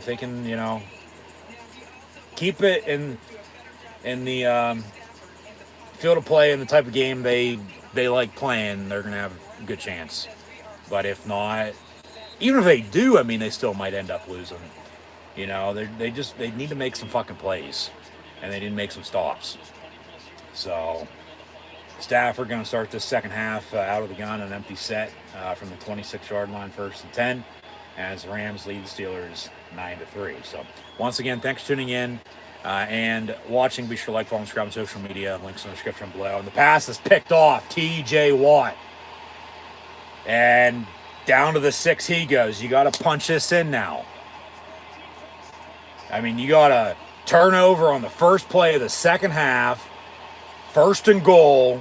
You got to score off of this. You got to capitalize. Shit, we might look back on this. This might be the play of the game on why they ended up winning. And are we in Pittsburgh or are we in LA? Like, shout out Steeler Nation, traveling well as always, but yeah, TJ Watt just jumped the route.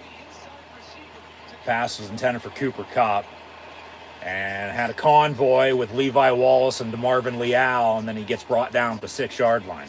Let's make it the 7-yard line. So maybe luck will strike and they'll score here, 1st and goal, and take a lead. Najee Harris on the toss near side. He'll get 2 yards to the 5. 2nd and goal. They got to punch this in. They got to score off of it. And by scoring off of it, I mean a touchdown. You can't settle for 3 off of this. I'll take the 3 points if it comes down to it. But nothing stupid here. Don't be turning it over yourself. You got to punch this in and score a fucking touchdown.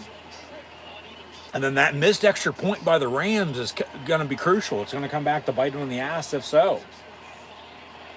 So from the 5, 2nd and goal for the black and gold. Come on, boys. Let's go. Got a couple tight ends in the game. Run a screen near side in the flat. Najee Harris bobbles it and then hurdles a man, and we'll see where they mark him down at. It looks like the 1-yard line. He finally caught it and then stayed in bounds, hurdled, and then... Okay, he's down to 1 there. Yeah, they luck out there. He almost fumbled it. So 3rd and goal from the 1. Get up there and fucking sneak it. Don't be running no fucking end around. 3rd and goal. And they'll sneak it. Yep. Pick it. Did he get in? Touchdown Steelers. With 13-19 to play in the 3rd. They... capitalize off of a guess who turned down for Watt. TJ Watt interception return of about 25 yards or so. A couple plays later they punched in 9-9, extra point to come. That's touchdown. Yep. So now they have momentum again. They got to keep it on their side. The defense has to make some more plays. Offense has to do something after it, which they did there. We'll see how long that keeps up, though. But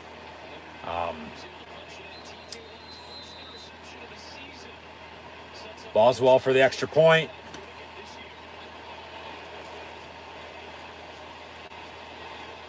And the kick will be up and good. 10-9 Steelers. So the missed extra point by the Rams right now is the difference in this game, or else we'd be tied at 10 with, you know, everything that has happened the way it has. So,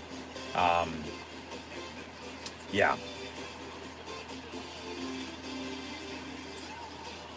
They're jumping in LA.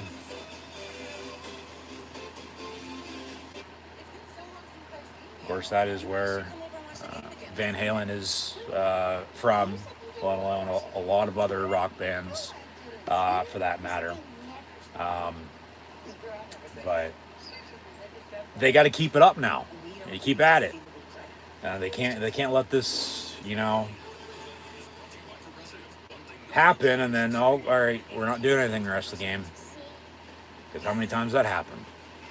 They got to keep punching. I mean, he really wasn't even pressured, you know. I mean, he just Didn't even make a bad throw either. TJ Watt just made a better play and jumped the route and picked it off. So, I mean, they have another lead here. Of course, you don't want to give up a late touchdown, you know, as they did late in the first half to end the game either, to have the Rams, you know, say win that way. So, because it was what, 3-0 after the Rams originally, remember, missed a field goal. There also been tied at 3 then, which it was then because they didn't make a field goal. But then they score right before halftime, get the ball back. First play though, second half, interception return for, you know, officially, I got a stat on that. Should be about 20-25 yards, give or take. And then on 3rd and goal up the inch line, they punched in on the sneak. 24 yards on the interception return by TJ Watt.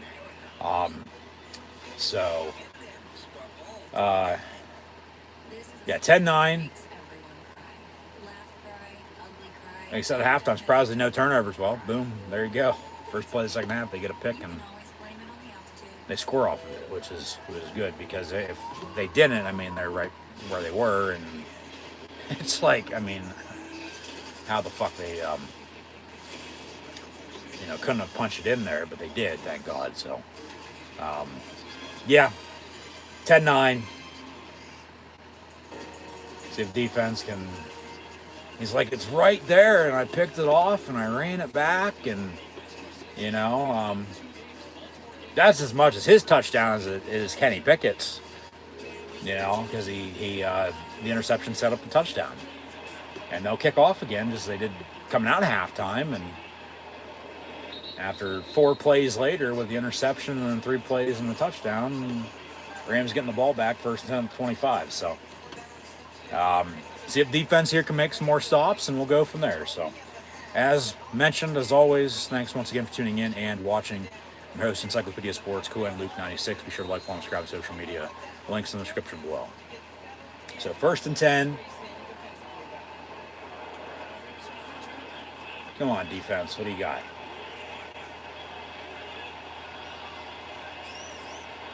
Motion man. And no handoff. You gotta stop the run, 2 yards. All right. And they'll give us another update. We still gotta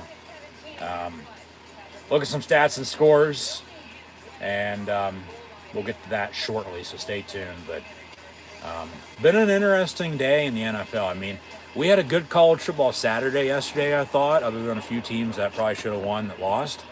But yeah. We'll get to all that a little bit here. 2nd and 9.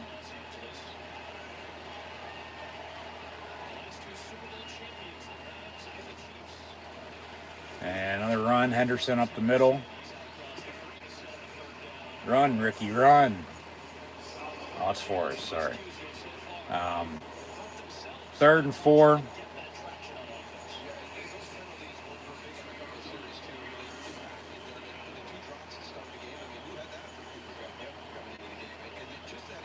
And even with the missed extra point, you think about it, you know, just looking ahead a little bit, hypothetically, get off the field. At some point in time, score stays the way it is. Kick field goal yourself, you're up 13-9, score. I mean, 17-9 still a 1-score game. I mean, they need a touchdown and 2-point then to tie it. So they're going to have to do some more. Highsmith almost gets to him. Pass over the middle, incomplete. Keanu O'Neal on the coverage. Flag on the play, probably a fucking defensive hold.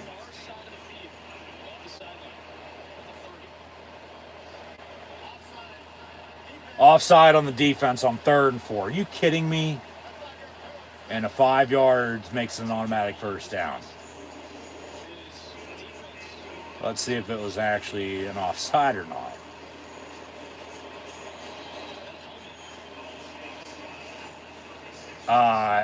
Where is there offside on that? All right, whatever. Fucking drive stays alive for the Rams. 1st and 10. Jesus Christ. So yeah, they still, of course, got to do more than they have. They got to keep at it once more. So Stafford going deep. And did he catch that? They say he did. He might have been out of bounds, though. So they're going to hurry up and go to the line. Pittsburgh might want to challenge this. We'll see here. He caught it, but was he in bounds, though? Left. Right, that's a catch. And we got a challenge flag. See, you look at, he made the catch right there. Left's down for sure. But then the right tippy toe, but then the heel's touching out of bounds. The heel's, yeah, right there. That's a catch. Pittsburgh's challenging it. They're not going to win it. It's 1st and 10 Rams to 30. Yeah.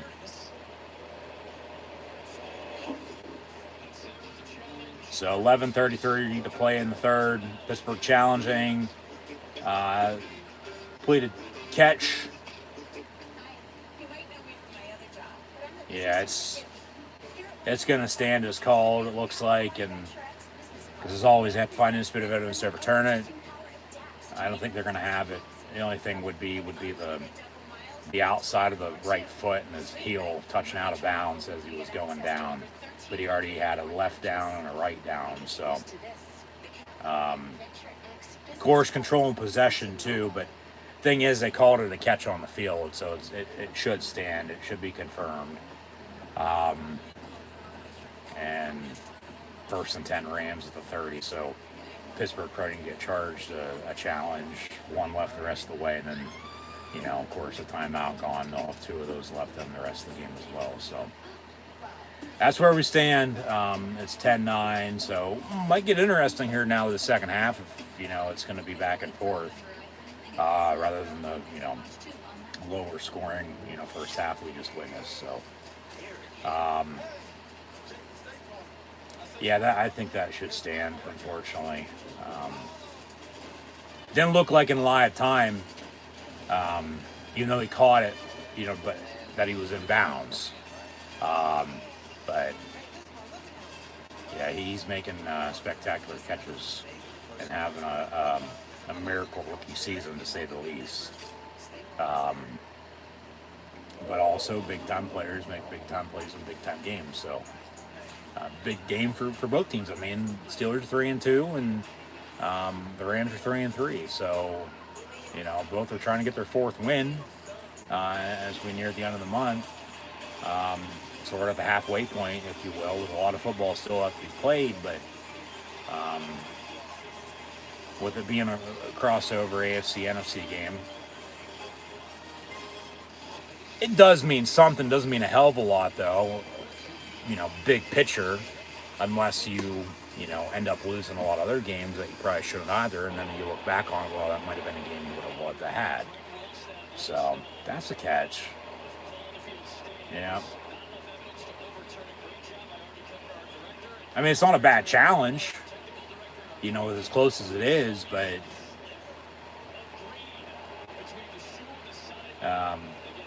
yeah, 1st and 10 Rams. So Steelers charged a challenge and a timeout. They'll have 1 and 2 respectively left the rest of the way. So 1st and 10 Rams. Officially 31. 11:33 to play in the third. It's 10-9 Steelers. And a handoff. Henderson for another 3 yards up the middle. So second down coming up.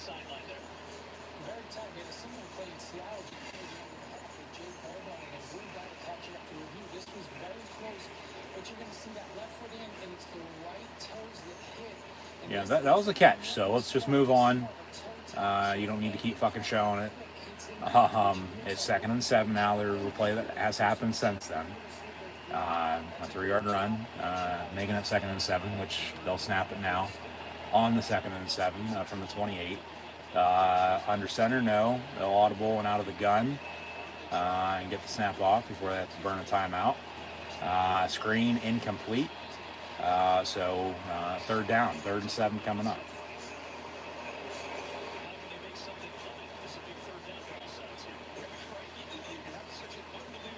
See what they do here. They're in field goal range, so, you know, difference right now is the missed extra point, but then do they have that mindset now? Well, he's missing these kicks. Do we go for it?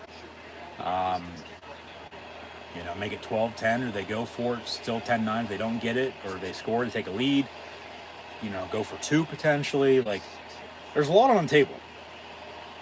From the 28, 3rd and 7. Motion the back into the backfield. They got to get it off, and they'll call timeout. So both teams going to have 2 timeouts now the rest of the way. 10:43 to play in the third. It's 10-9 Steelers on top of the Rams.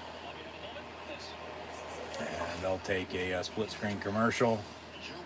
It's Travis Kelce. It's Taylor Swift's also in attendance once again for today's game for the Chiefs against the other LA team, the Chargers, who are of course on the road in Kansas City because they can't be playing at home simultaneously with the Rams also being at home against the Steelers. So a lot of good games, like I was saying, it seems like in the NFL this week. Even though on paper, but being played, tight to the vest, if you will. Very, very close.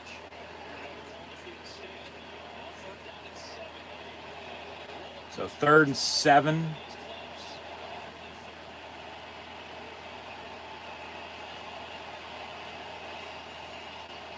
And they're still using the play clock. I don't know how the hell they're getting all these snaps off. That's a hold. That is a hold. And then Puka on the reception again, breaks a tackle, keeps lowering the shoulder, down inside the 10 he goes. 1st and goal. 2 big passes to him, though. There's been holdings up front, and they haven't called it.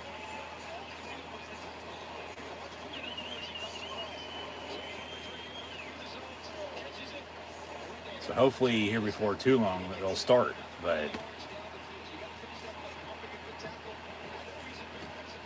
Rams looking to retake the lead. 1st and goal from the 8. Under center, they'll probably run it. Yep, Henderson up the middle. Steelers bring them down after a 2-yard gain. 2nd and goal, under 10 to play in this third. So we got under 10 to go with some boogity, boogity, boogity.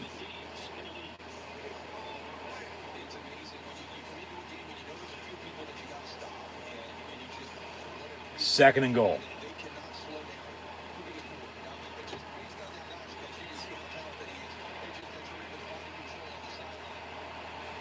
Well, if you would have said that a couple years ago, you'd be spot on. 2nd and goal. And they run a screen near side. And down to 1. 3rd and goal. Thank God they brought him down. But, still, they got another 2 plays to potentially punch it in if they go for it. Because that probably should have been a touchdown, even though it should have been a loss right there. They'll run it, and he gets in, touchdown Rams. Son of a bitch. So now it's back and forth, back and forth. We'll see what it gives. They'll probably go for 2, up 15-10, make it a 7-point, 17-10 game.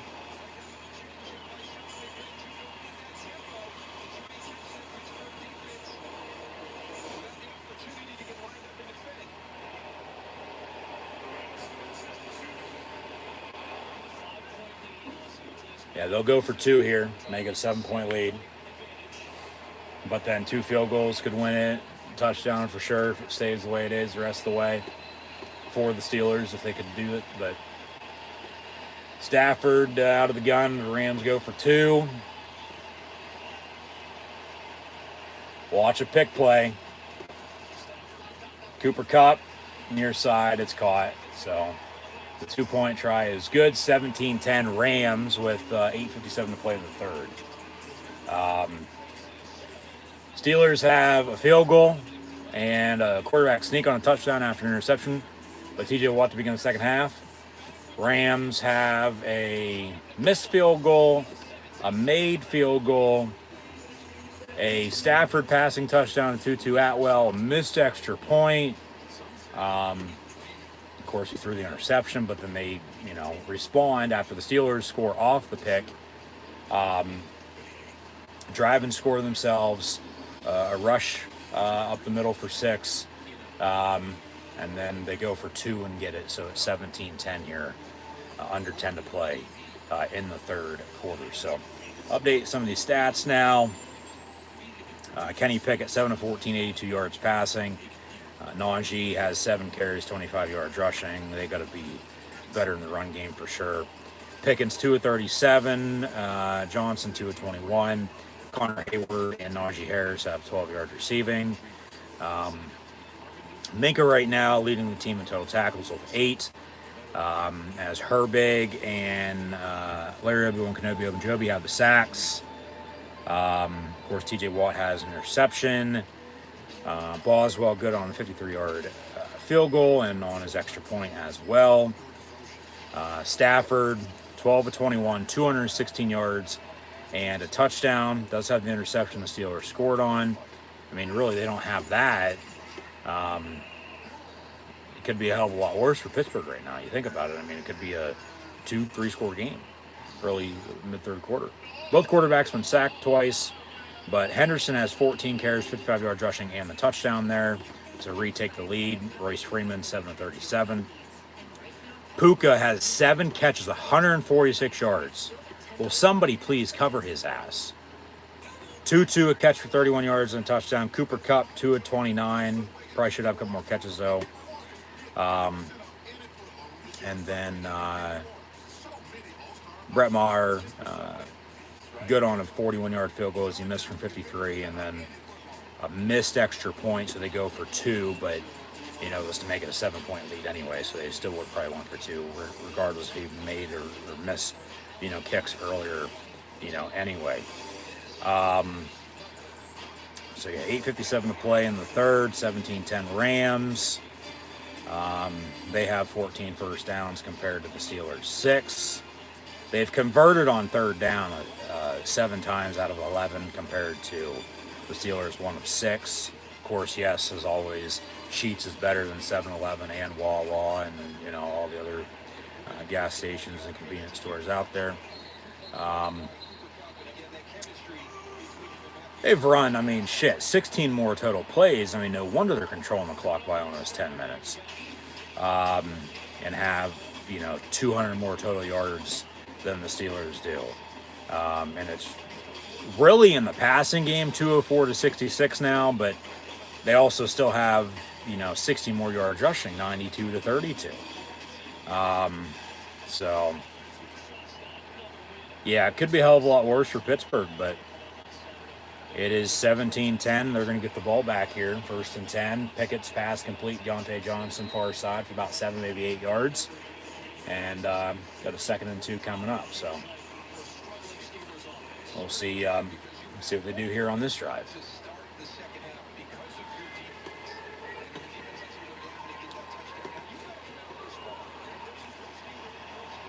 Yeah, you got to get something on this drive. You got to get at least a field goal, let alone, you know, go drive and score a touchdown, tie this game back up. And it's a whole new ball game going in the 4th. Hand off Najee Harris. Flag on the play comes from behind the line of scrimmage, so it's probably going to be a hold, even though he already lost 2 yards on the run. So just can't run the ball. Yeah, holding. Decline the penalty, or they take it. 10 yards, replay it down. So 2nd and 12 rather than like 3rd and 4. But yeah, just nothing going offensively. And it's because of that jackass. That fucking clown. Just wait for next week.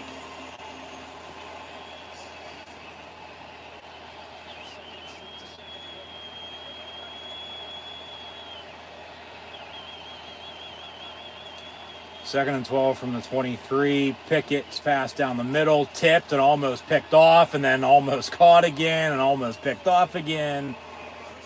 Oh my. Incomplete, 3rd and 12. Should have been picked off right there. Should have been caught then by Connor Hayward. He tipped it, should have been picked off again, should have been picked off again, and then still should have been caught by the Steelers. Oh my.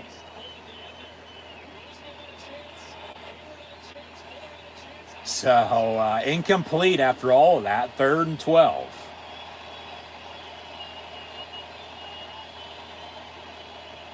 Can they get a first down? Pickett going to step up, avoid a sack, and then he gets maybe a yard or two, and then they're going to have to punt. Jesus fucking Christ, guys. Come on.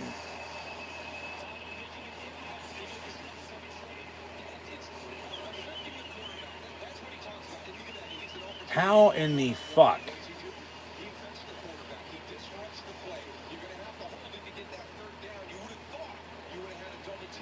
I mean, seriously.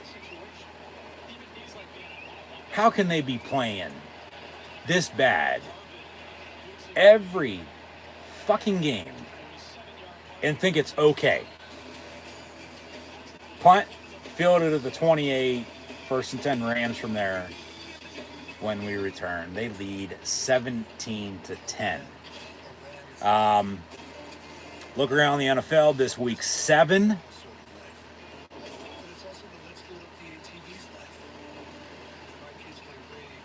Games that have gone final include, as the Bengals, Cowboys, Titans, Jets, Panthers, and Texans are all off this week on bye weeks. Thursday night football was Jaguars, Saints. Jacksonville beat New Orleans 31-24. Of course, Pittsburgh hosts the Jags next Sunday at 1 o'clock, so be sure to tune back in live right here on YouTube for those live watch-along reactions. But now earlier today in the NFL, as ongoing, live right now, 4 games on before Sunday Night Football. All in the 3rd quarter. The Rams lead the Steelers 17-10. The Seahawks lead the Cardinals by the same score. Broncos on top of the Packers 9-0. Chiefs on top of the Chargers 24-17. Dolphins, Eagles is Sunday Night Football, and Monday Night Football tomorrow night is 49ers, Vikings. But earlier today, the Bears beat the Raiders 30-12. The Browns beat the Colts 39-38. The Patriots beat the Bills 29-25. Giants 14, Washington 7. Of course, those are the Washington Redskins, the football team in D.C. that plays their home games at FedEx Field in Landover, Maryland, that are now the Commanders, or whatever the hell you want to call them. And the NFC East 14-7 G-Men. Falcons by 3 at Tampa, beating the Bucs 16-13, and the Ravens blew out the Lions 38-6. As mentioned, Sunday Night Football, Dolphins, Eagles, and Monday Night Football, 49ers, Vikings. Next week in the NFL, once again mentioned, the Steelers will host the Jags. The Rams will be at the Cowboys. Thursday Night Football kicks it off for Week 8, as the trade deadline will be after Week 8 on Halloween next Tuesday. We'll have the Bucks and Bills from upstate Western New York and Orchard Park on Thursday Night Football. Rams and Cowboys, as mentioned, along with the Vikings and Packers. Falcons, Titans, Saints, Colts, Patriots, Dolphins. Got the Battle of New York with the Jets and Giants. Pittsburgh hosting Jacksonville. Philly and Washington. Texans, Panthers, Cleveland and Seattle. Got the Chiefs and Broncos. The Ravens, Cardinals, Bengals, 49ers should be interesting in a Super Bowl rematch. Bears, Chargers. Monday Night Football will be Vegas and Detroit. So, yeah, that's what's going on in the NFL. So, 17-10, Rams on top of the Steelers, 1st and 10 at the 44 now, after first down after the punt. And first down to begin the drive. Run up the middle, about a yard or so. Be 2nd down.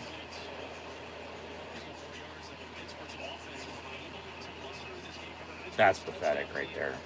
When one single player on the opposition has more total yards than your whole entire offense does. Like, what the fuck? 2nd and 9 from the 45. Stafford complete to Puka. Well, that stat's just going to continue to grow. Hell, he might fucking have over 200 yards receiving by the time this game's over with. If it keeps up. 3rd and a yard.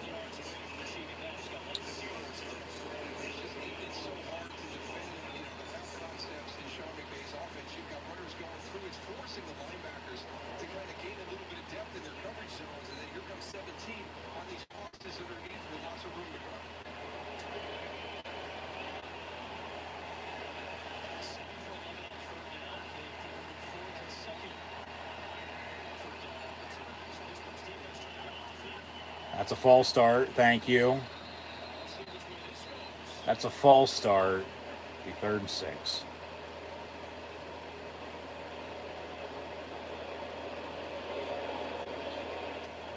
Yep.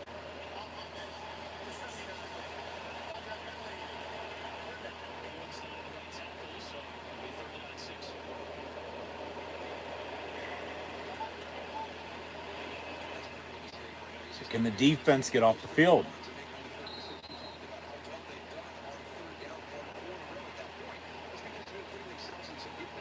Let alone force a field goal. I mean, even if you give up 3 or 7, you're down 2 scorers, but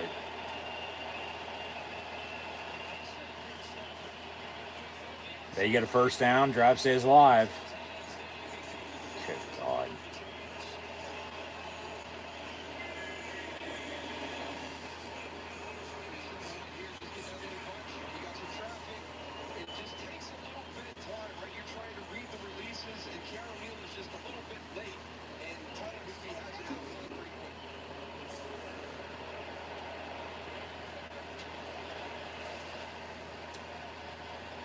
So 1st and 10 from the 45.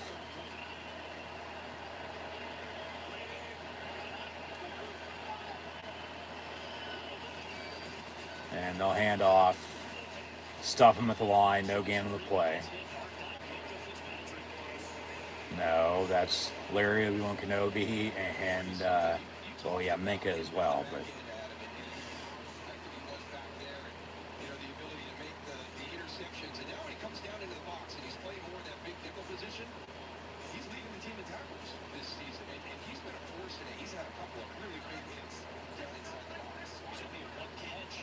Saying, can they get off the field?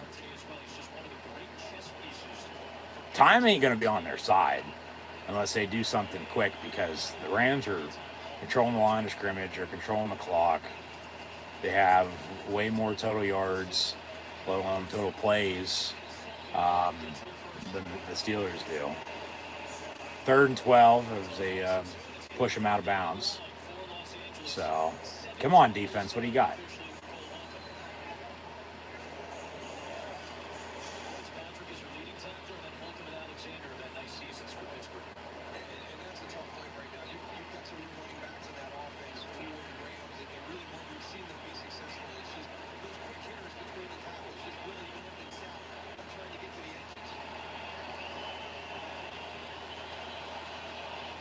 Pittsburgh going to bring some pressure here, it looks like. They jump off sides. God damn it. Yep. So, get a false start on the Rams and a fucking offside by the Steelers in the span of a few plays. Unless they say snap infraction. Yeah, it's offside on the Steelers. Just quit fucking shooting yourselves in the foot.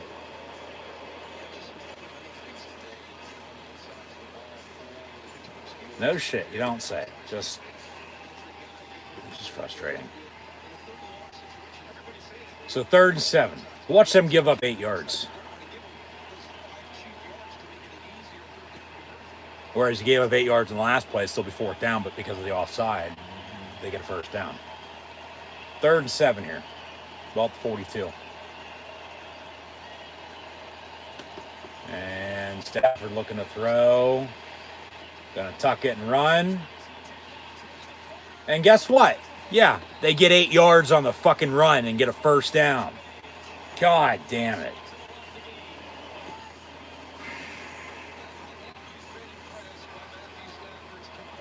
They get to him. He avoids it.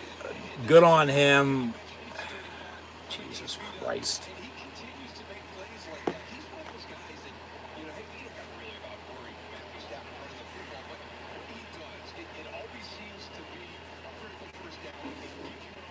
All because you jumped off sides. So 1st and 10.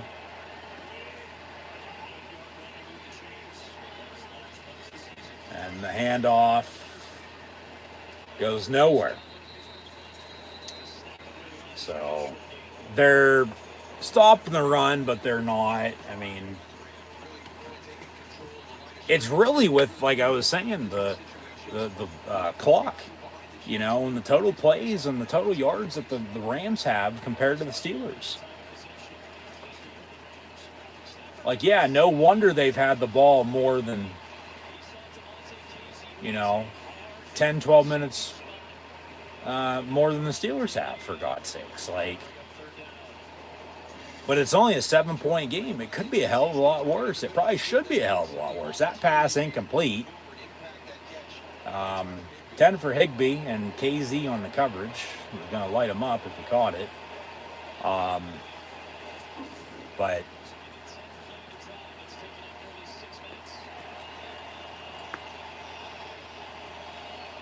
just, oh my God. 3rd and 9 from the 33. Can they get off the field? Pass incomplete, so they'll force a kick. If they luck out and he misses it, all right, still a 7-point game. But if he makes it, they're down 10, and it's a 2-score game going in the 4th. So that's the thing. Offense gonna have to fucking do something. Just, good God.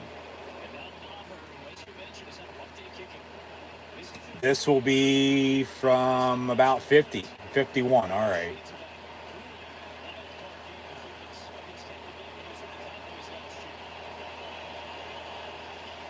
Kicks up, kicks no good. He missed it, no good. Hooked it left again. Steelers defense gets off the field. They luck out, getting the ball back with some decent field position. It's still 17-10 with a $1:22 to play in the 3rd. They got to take advantage of this, though. They got to drive and score. They got to get some points off this. Whether it's a field goal, whether it's a touchdown to tie it, even better. By all means, they got to capitalize off of it. So come on, let's go.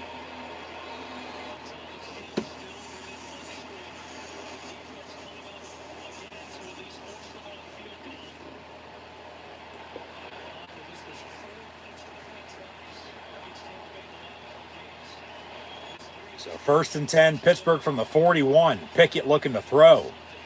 And Najee Harris on the screen, far side, will get 3 yards. Probably should have been a loss, but he got a couple positive yards out of it. Just take it, you know, while you can. 2nd and 7. They got to get something out of this. I don't care if it's field goal, touchdown, or even better. They got to get something. Especially going into the 4th quarter. They got to have some momentum. Because it's been a wave today with that. They've had it, they've let it slip. They've had it, they let it slip. But then they get it right back because they miss another kick. So Jalen Warren going to motion in the backfield. They pump fake to him and then go to him. And then he'll lose 2 yards, so it'll be 3rd and 9. And that'll probably do it for the 3rd quarter because they don't have to snap it unless they want to. Game clock under the play clock. So 3rd down and 9. 3rd and 8, they say officially. But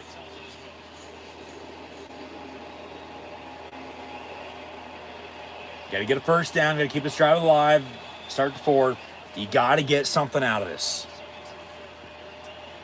You got to get something.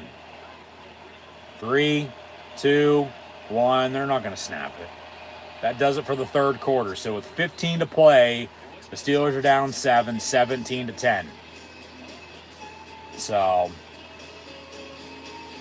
yeah, all the leaves are brown here in the Keystone State. Fall has arrived. It's supposed to be nice this week.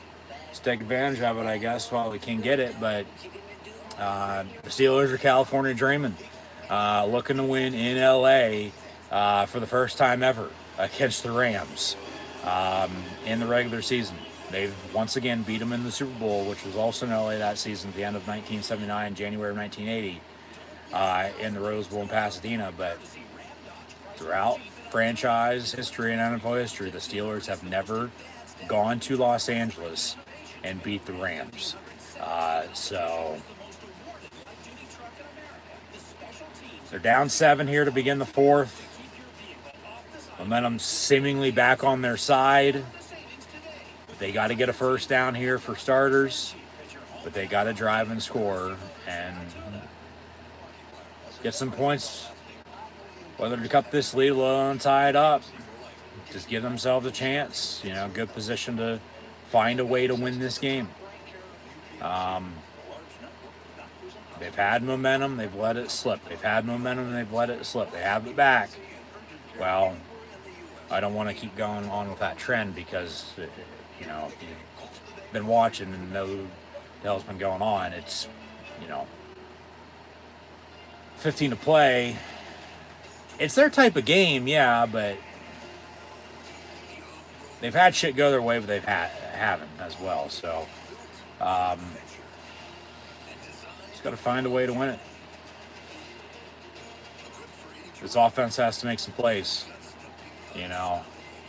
It's just absolutely pathetic that, they're this bad still, yet they think it's okay. When, they know damn well it's not, but then they just want to admit it.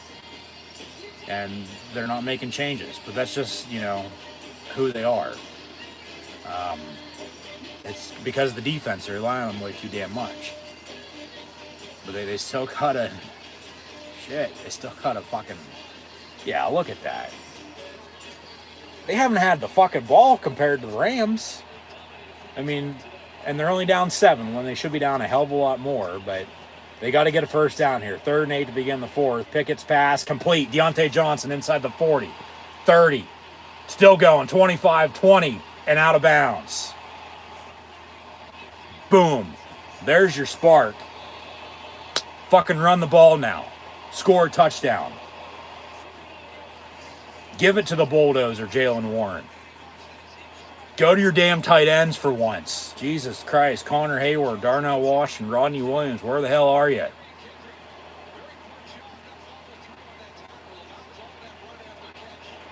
Good to see DJ back. First time since week 1, of course, he's been hurt. Let alone he's not, brick hands like he used to be. He's actually making catches. So inside the red zone they go. 1st and 10 Steelers to the 18. And they will run Jaylen Warren up the middle. And he gets 5 yards. Keep at it. Keep fucking running it.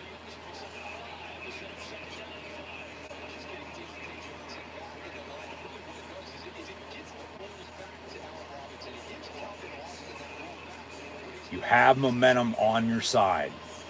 You have the rhythm. Go to Allen Robinson. Yeah, he hasn't been fucking target all day, for God's sakes. Have him score against his former team. Have him do something good for Penn State this weekend, for God's sake. 2nd and 5 from the 13. Toss to Warren. And they keep fucking pounding it, and he finally gets in. Touchdown Steelers. I'm telling you, bulldozer, let's go. Yeah, Matt Canada's finally showing some fucking emotion. They're scoring touchdowns in the 4th quarter. Game's on the line, and if they fucking lose this game, I don't know what I'll do. I mean, this is their type of game, and I mean, like I said, are we playing in Pittsburgh or are we playing in Los Angeles today? I mean, yeah, keep running the ball. Give it to him. He hits the hole and into the end zone he goes. Touchdown, and the extra point's up and good, and we're tied. 17-17 with 13:49 to play. And boom, yeah, ready or not, the Steelers are coming back.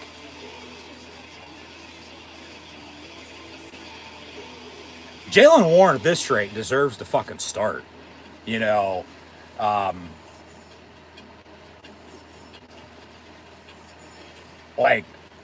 Don't be surprised Najee Harris, when his contract's up, they don't renew it.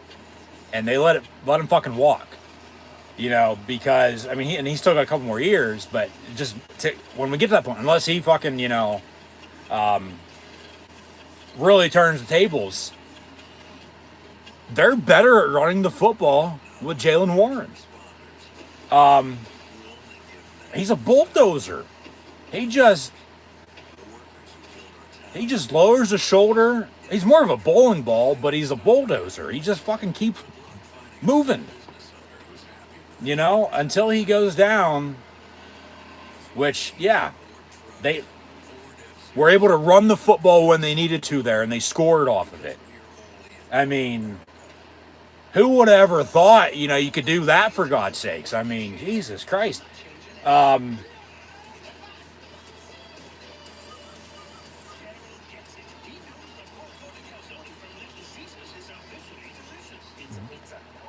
This defense now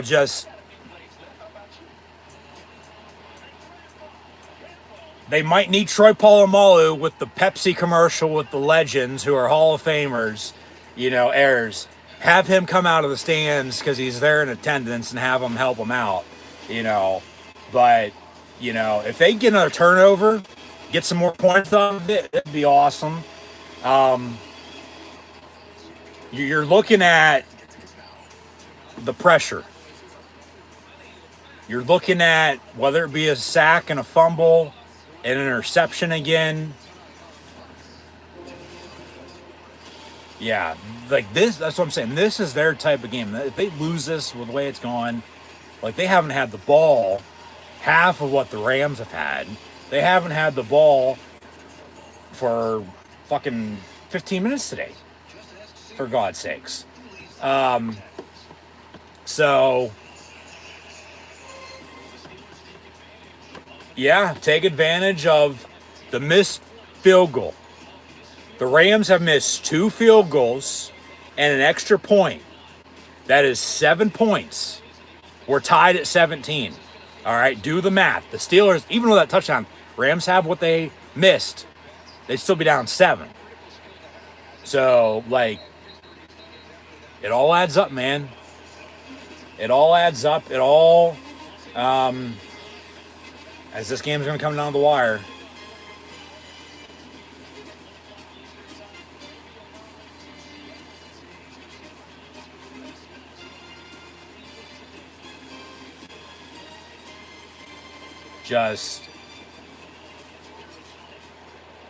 They can't let it slip again with the momentum, with what I was just saying. How many times they've had it and it's gone away from them today.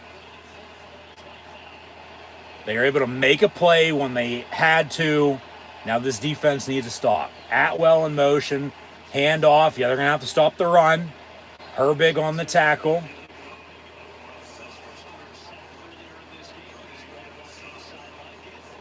So, can they make some stops here defensively? Can they, with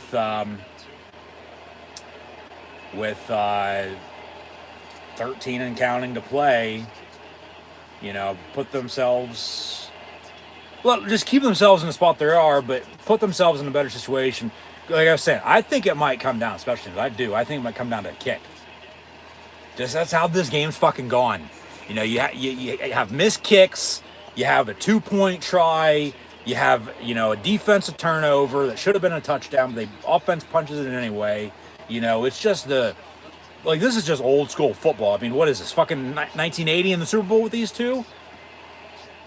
Stafford over the middle, incomplete, no flag, good no call with Joey Porter Jr. on the coverage. Hey, he's stepping up for Penn State this weekend as well. We are. Even with the loss yesterday, the Steeler defense gets the hell off the field. A quick 3 and out after just tying it up. They'll get the ball back. Both teams have 2 timeouts. The rest of the way, the 2-minute warning with 12:45 to go. The Steelers now need to keep it up on offense. You just drove and scored after the missed field goal. Defense gets you a 3 and out. Offense, you got to keep it going. You can't just, hold steady and that's that. You got to keep doing something. And they almost blocked the punt. Booming punt back inside the 10, and it'll bounce at the 5 and in the end zone for a touchback. So 1st and 10, Steelers at the 20. So they got to keep at it. They got to keep it up and keep moving the ball. If they can work some clock themselves, I might add, that's what LA's done the whole entire game. Put the pressure on them with a touchdown. A touchdown with the 7 points on the 2 missed field goals and the extra point that they had already have. You know, we'd be tied then again at 24 at that rate. But, you know, let alone they'd already have. And then another score for them would win it. Or, like, yeah, if they can work some clock by running the football when they need to here. Pickett's going to have to make some plays, though. Somebody's going to have to step up in the receiving corps. Deontay Johnson had a big catcher on 3rd down. George Pickens has been quiet this second half, so watch out for 14. Update some stats. They got to go to these tight ends, though. Overall, they got to go to these tight ends. Pickett's 11 of 19, 131 yards. Naj 7 of 25. The Bulldozer 4 of 24 in the touchdown. Deontay Johnson 4 catch, 68 yards. Pickens still 2 of 37. I've said that stat line a few times now recently because that stayed put. He's been quiet since those 2 early catches in the first half. So, I'm telling you, watch out for George Pickens here coming up for Pittsburgh. They're going to look to try to get him the football. They got to go to the tight end zone. Connor Hayward, Darnell Washington, Rodney Williams combined have 1 catch for 12 yards, and it's to Connor Hayward earlier. So, just nothing stupid. Don't be turning the ball over, okay? Don't go a quick 3 and out and, you know, only take up a minute of the clock. Go on a fucking 5-minute touchdown drive here.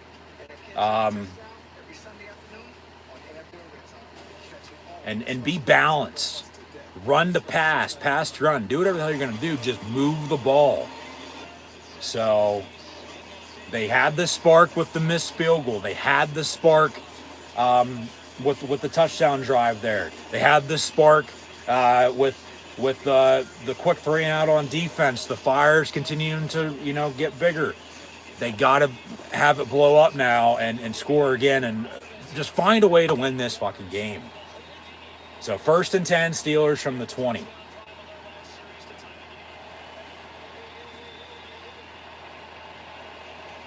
Pickett on the slant complete. George Pickens out past the 30 to the 38. 1st and 10, Pittsburgh. The Pickett to Pickens connection for a Steeler 1st down. Flag on the play. God damn it. Now don't be shooting yourselves in the fucking foot.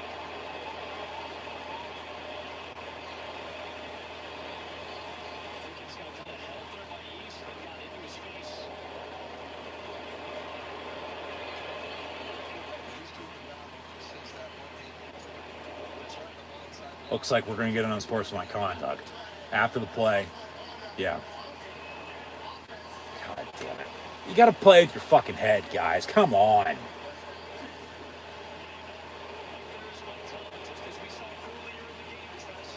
So knock your fucking shit off. Get your ass back out there. 1st and 10. But unsportsmanlike conduct, even if it's after the play, it's still coming back, and it's still 1st and 10.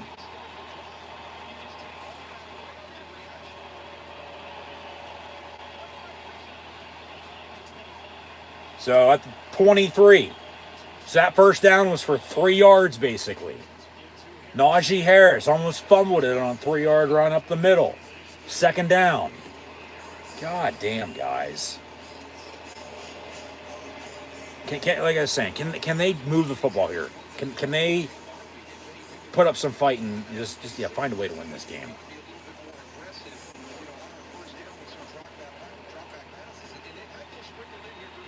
That's how we all look with you as the offense coordinator, Matt Canada. Like, oh my God, like, oh shit, like, what the fuck? 2nd and 7. Handoff, Jalen Warren on a draw. Ooh, just short of the first down, be 3rd and inches, it looks like. Get the first down. Sneak it. Don't be running no end around bullshit. Sneak it. Yes, get up there and sneak it. 3rd and a yard. Go motion, and then Pickett sneaks it and gets the first down. Hey, guess what? It fucking works. Do it. You know? Don't do anything stupid here, okay? Keep it simple. So 1st and 10.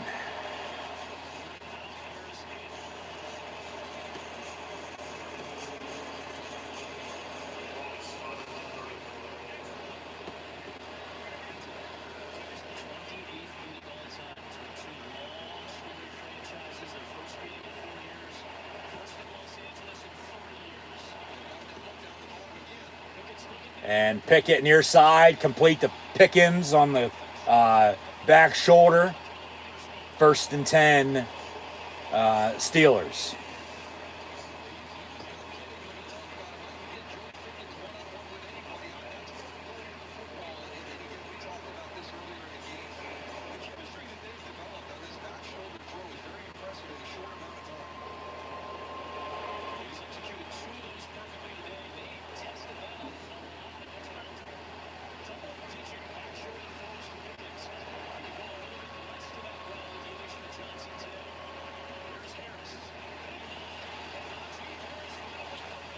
Najee Harris on 1st and 10. Gets about 8, maybe 9. Be 2nd and short here. Keep running it. I'm telling you. Work this clock.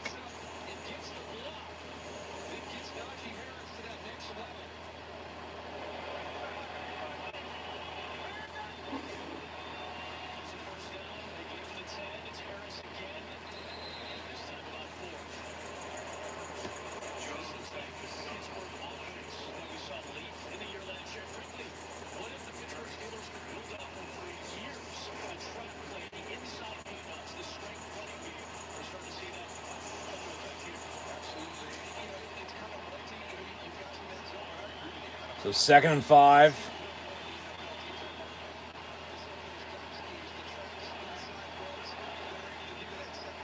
Out of the gun, ball to 30. Pickett, far side, complete. Deontay Johnson. Now the offense is starting to roll. Like, where the hell is this at when they're not doing anything? I get execution, but they obviously like playing under pressure more than, you know, they like playing just, all right, you know, with freedom to do what the fuck ever they want to do. 1st and 10. Run it. Got a whistle. 12 on defense for the Rams. That's a 5 yards automatic first down with 8:14 to play. 17-17.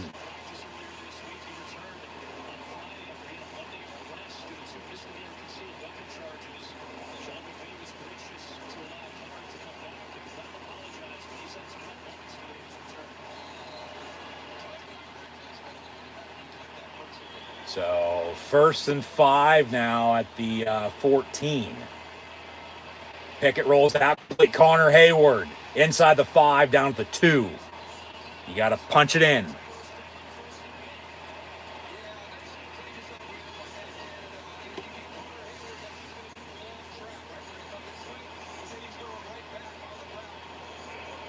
Yeah. There's a simple play action in the flat and then off to the races. You got to punch it in now. Run it. Where's Warren at? Where's the bulldozer? Najee Harris will be in, as Warren will be as well. Lined up at tight end. You got to call a timeout. 3, 2, 1, timeout. Fuck, they hand off to Najee. He gets in. Touchdown Steelers. Wow, they luck out there. That should have been a delay of game. And then trouble with the snap as he ran into a player. Coming in motion, run game, yeah, boom, another touchdown. Steelers take the lead 23-17 with 7:20 to play. And the Rams might need Roman Gabriel to come in and play quarterback for them if they want to come back and win it.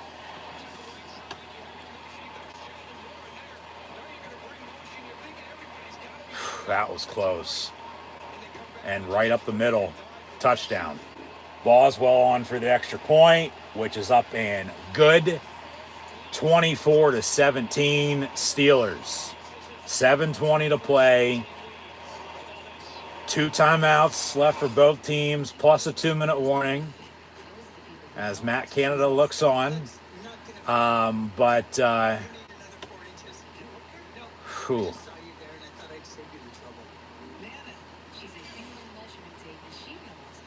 The Rams are going to be thinking to themselves, if they lose this game, just as the Ravens did against the Steelers a couple weeks ago, how in the hell did we lose this game?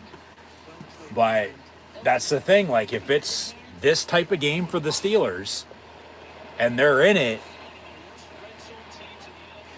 they're going to have a damn good chance to win.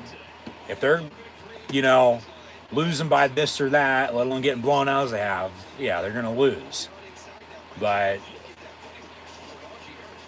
it's slow and steady, and then it's, all right, they have momentum.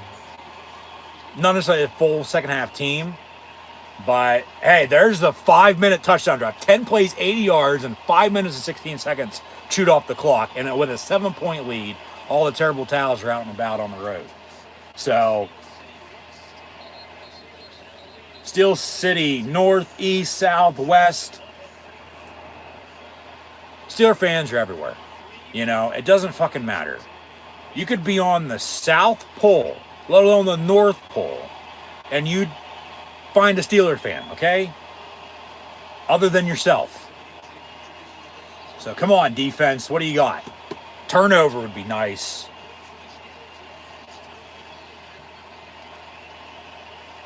First and 10 from the 25.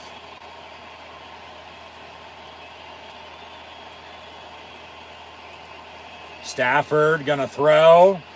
Near side, intended for Kupp, incomplete. They've done a good job covering him. There's a flag on the play. Targeting a defensive hold. But, they've also almost given up 200-yard receiving to Puka. So, boos from the crowd, which is, for the most part, all Steelers, for the penalty here on the play.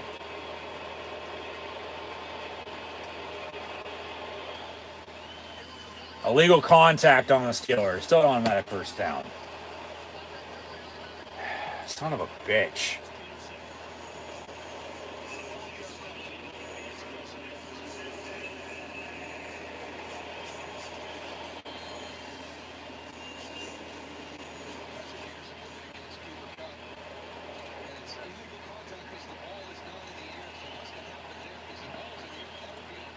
All right, if you don't call that, fucking call it. First and 10 from the 30. And they'll run it. Royce Freeman for 9 yards. So second and short.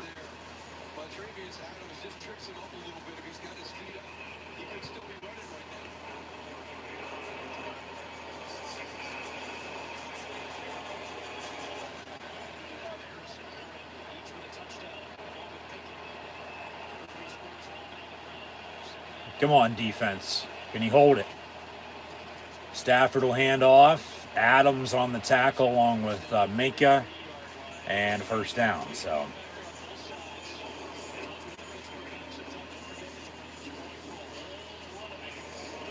remember, the Rams missed 2 field goals and extra point, or else we'd be tied at 24. And then the Rams score, they might win it. But Rams score, it's going to be to cut it or to tie it. Because they missed what they've missed.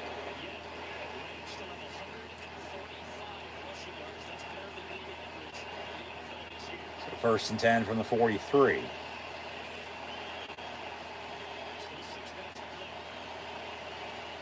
Under 6 to play now. Stafford getting pressured. Going to chuck it far side, out of bounds, incomplete. Say intentional grounding again on that? I don't think anybody was there. Even though, as mentioned earlier, like I don't agree with the intentional grounding rule the way it is. And, talked about that earlier, but incomplete 2nd and 10.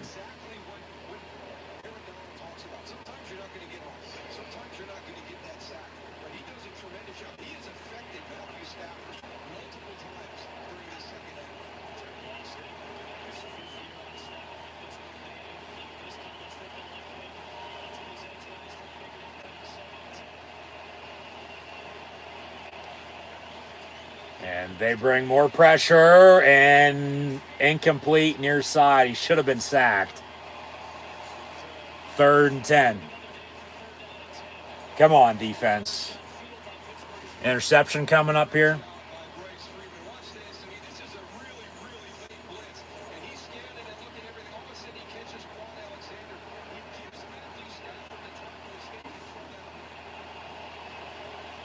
Empty set.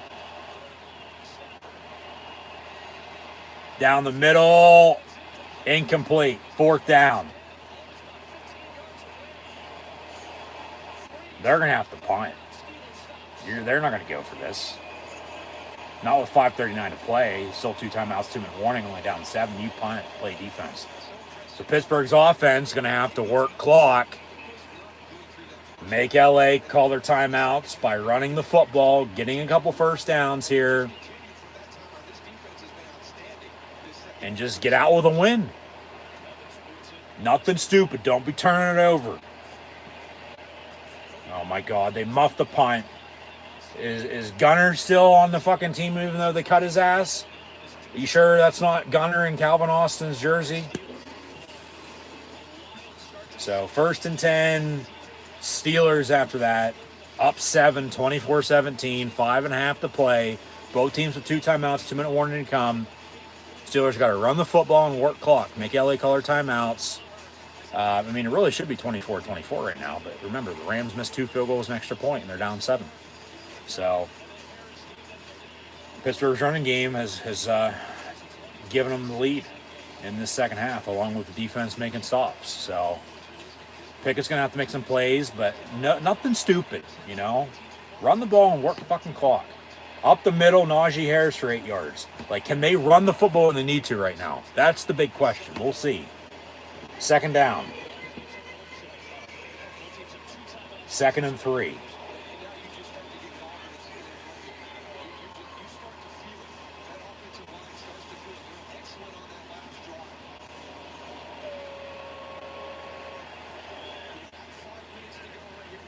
Work this play clock. Do not snap it until there's 1 second on the play clock. You want to drain this clock as far down as you possibly can. Bingo, there you go. Hand off Najee again. No gain on the play though, so 3rd and 3. Clock's still ticking. So they don't have to snap it now until about 4 minutes to go. 3rd and 3, can they get a first down? Can they make LA start calling their timeouts? Can you get another first down? Can you get this game under 2 minutes and you're in position to just take a knee and fucking win it? Or you're going to have to give them the ball back. And then the defense is going to have to, win you the game basically and hold it. 3rd and 3. We'll see if they draw up. Just get a first down. Pickett going to throw. Down the middle, wide open. Pickens out past midfield. First down, Steelers. What I was saying a little bit ago. Watch out for George Pickens because he's had a quiet second half. A couple big catches on the touchdown drive. Deontay Johnson as well. Probably the biggest catch of the game by anybody right there. By far. The Pickett to Pickens connection once more is red hot. Rams with a timeout here. No, clock's still ticking. 3:26 and counting. You got 9 seconds on the play clock now. Drain it as far as you can. 1st and 10. Run the damn ball. Robinson in motion. They'll toss Jalen Warren. And he gets 2 yards. Keep running it.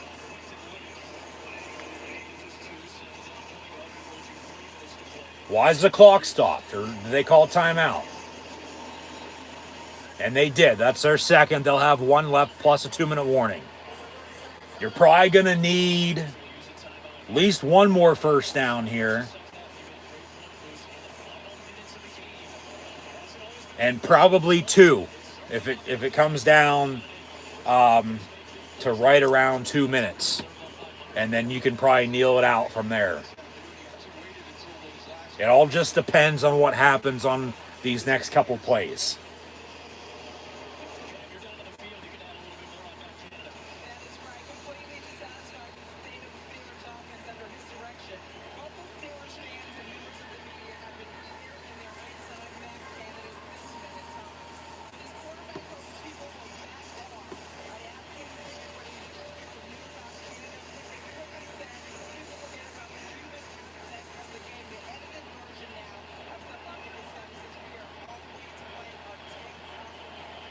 Second and 8 from the 47. And they'll run it. Najee Harris up the middle. About a yard. They'll probably call another timeout here. Yeah, the Rams are without timeouts now. Just called their third and final timeout. So Pittsburgh 3rd and 7 with 3:03 to play. Can they get a first down?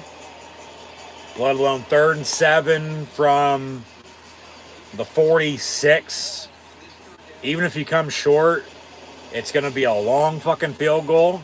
Even with Boswell, I don't think you'd kick it. I think you'd probably punt, pin them deep. Make them drive the length of the field against your defense to tie it up if they'd score. You know, because you don't want to give them a short field. You don't. But if you can get a first down here, 3rd and 8, drain this clock, you're probably still going to need one more first down there, like I was saying, right around, be under 2 minutes at that point. But, yeah, 3rd and 8 here. You're probably running, well, shit. Clock stops on the pass. Flag on the play. We'll see what that is. And couple penalties against the Rams today with players that are former Steelers. They call Witherspoon on the PI, and that might just do it right there. Because all the Steelers have to do now is just run the clock out. And the Rams can't stop it other than the 2-minute warning because they don't have any timeouts. And that's a first down.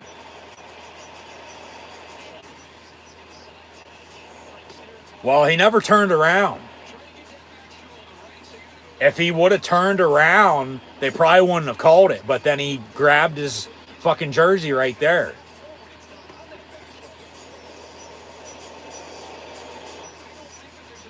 So, the thing was, he never turned around. They're going to call that every time unless you turn around. And Tomlin's talking with him like, hey, thanks for that, you know? Didn't we tell you and Dotson when we play your ass to make penalties against them? And now the Steelers are going to get a taunting called against them again. That, oh my God, are you kidding me? So those penalties offset now?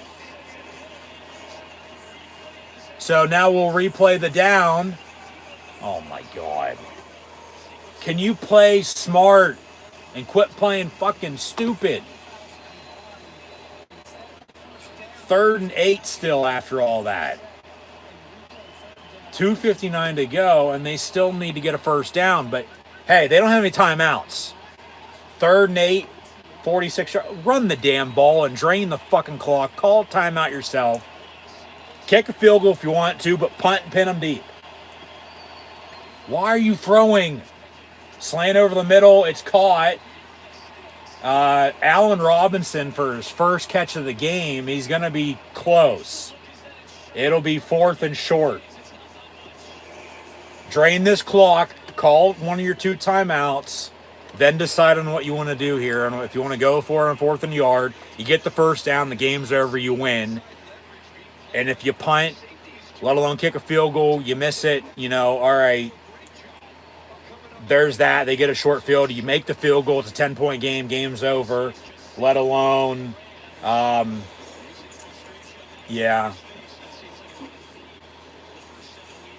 But if, where was I? 4th and 1. Yeah, if you go for it, get a first down, game's over. As for whatever reason, the clock stopped right now at 2:35 with 22 seconds on the play clock because they're measuring, and it's 4th down. All right, so continue to drain this clock. Call one of your 2 timeouts, decide on what you want to do. If you go for it, get the first down, game's over. If you kick a field goal, you make it, game's over, a 10-point lead, 27-17, even though we've seen crazier shit happen. They have no timeouts, though. If you kick the field goal and miss it, though, they get a short field. But then if you punt, you pin them deep.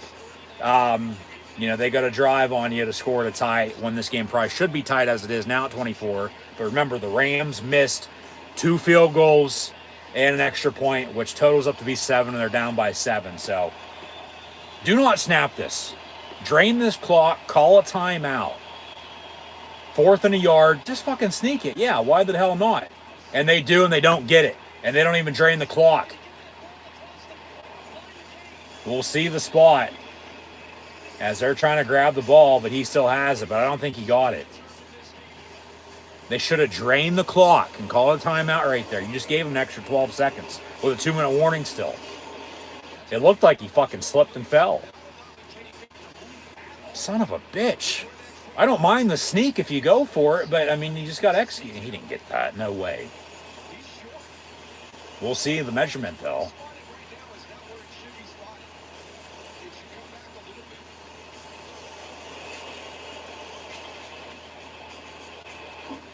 Thing is, the spot, good or bad, we're not under 2 minutes. Rams can't challenge because they don't have timeouts. Here's the chain gang out for a measurement. And, they say first down Steelers. And that'll do it. Steelers are going to beat the Rams 24-17. Drain this clock now to 2 minutes. And you can knee it out from here. You're not inside 2 minutes, so they're jackass. There's 2:12 to play. And they don't have any timeouts, so they can't fucking challenge it. How is that a reviewable play? No. It's a 1st and 10. Yeah, we're not inside of 2 minutes. Exactly. And they don't have any timeouts, so they can't challenge. Thank you. Bingo. 2-minute warning, and that'll do it. Yeah, that's crazy. I can understand why the Rams are going to be saying this or that afterwards. Pittsburgh, I mean, they get lucky in that situation, out about it. I mean, the spot was the spot, though. And, I mean, yeah, the Rams don't have any timeouts, so they can't challenge. But as I was saying, yeah, 4th and a yard. I mean, they should have drained the clock. They didn't do that. I mean, they drained it to what they got now, but they should have drained it some more, then call a timeout, then decided on what they wanted to do, and then they went for it. Whereas, like I was saying, you could have kicked it, made it, game's over. You could have missed it, give them a short field. You could have punted, pinned them deep, make them drive on you. But if you go for it, get first down, game's for sure over. They do that on a sneak. Whether he got it or not, the spot was the spot. They can't review it because we're not under 2 minutes. Rams can't challenge because they don't have any timeouts. So, yeah, wild, crazy sequence for sure, because backtrack, remember, there's a 3rd down, there's a pass interference call. It's a 1st down, game's over. No, there's a defense penalty as well. They offset, you replay the down.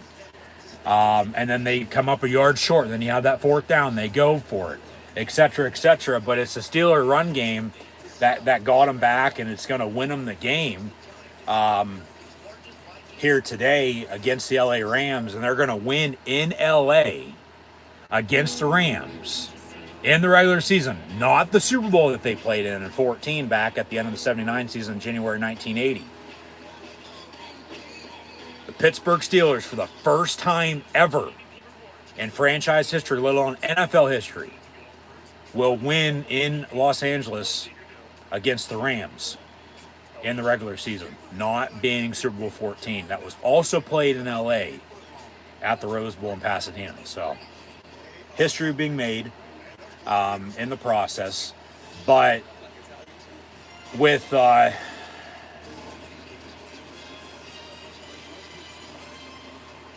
final score going to be 24-17, you can look at that all you fucking want. I don't give a shit. The spot was the spot. They brought the chain gang out for a measurement and said first down. That's it. And you can't do anything about it because they didn't have any timeouts to challenge and they weren't under 2 minutes yet. Or else it would have went to the booth and they could have reversed it. But no. And now the Steelers have a 1st and 10 with 2 minutes to play. They're up 7. There's no need to run another play. They can kneel it out from here. The Steelers are going to win today 24-17. Get to 4-2. The Rams will drop to 3-4. Pittsburgh coming off of a bye, going out west again, winning in LA for the first time ever against the Rams, once again in the regular season, not being Super Bowl 14. It was also played in LA at the Rose Bowl in Pasadena. We are Penn State, 2023 Rose Bowl champions, I might add as well. And then the Rams play at the Cowboys next week, and the Steelers host the Jaguars. So be sure to tune back in live here on YouTube next Sunday at 1 o'clock for that game. But as the Steelers will knee it out from here, they'll have to kneel it one more time after this, and then that'll do it. Final score going to be 24-17. But remember, the Rams missed not 1, but 2 field goals, which equals a total of 6 points plus an extra point. That makes it 7 points that they could have had, and then they lose by 7. So do the math. Steelers win 24-17 against the LA Rams to improve to 4-2. That's a team win, though. That is a team win for the black and gold by far, because the offense got rolling in the second half. They started to click, and there you go. 24-17 is your final score. Couple big penalties, I might add, for the Rams today that were made by former Steelers. Conspiracy, go to town. I don't give a shit. Win's a win. 24-17 is your final score. Post-game handshakes. Damn good game. I mean, down to the wire. Steelers win another nail-biter in a one-score game. What's new? All 4 wins have been like that this season. The 2 losses, they've gotten blown out by 30 plus. So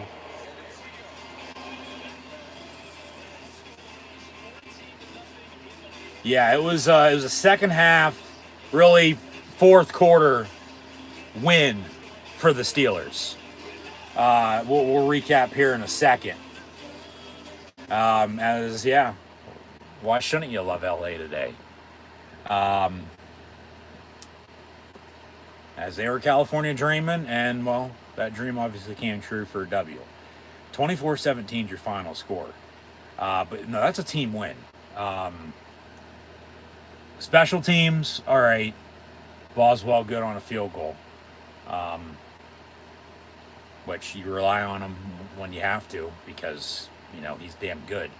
But you rely on special teams regardless of who your kicker is because you take your points while you can get them. Also good on his extra points. Nothing really in the return game by any means. Like I was saying at halftime, though, man, I mean, it's there for the taking. First play, second half, interception. A couple plays later, they score. But then they gave up a touchdown.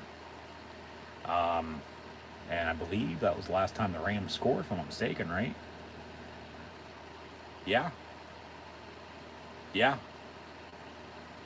Because it started out, Rams missed a 53-yarder. Steelers kicked the 53-yarder themselves up 3-0. And then a 3-3 game after the Rams do make a field goal. They ended up scoring right before halftime. Missed the extra point, though. Okay, it was 9-3 at halftime with a 24-17 final score. So, Pittsburgh, yeah, second half and the fourth quarter team victory by far. As they had their chances early. They had momentum on their side. They let it slip.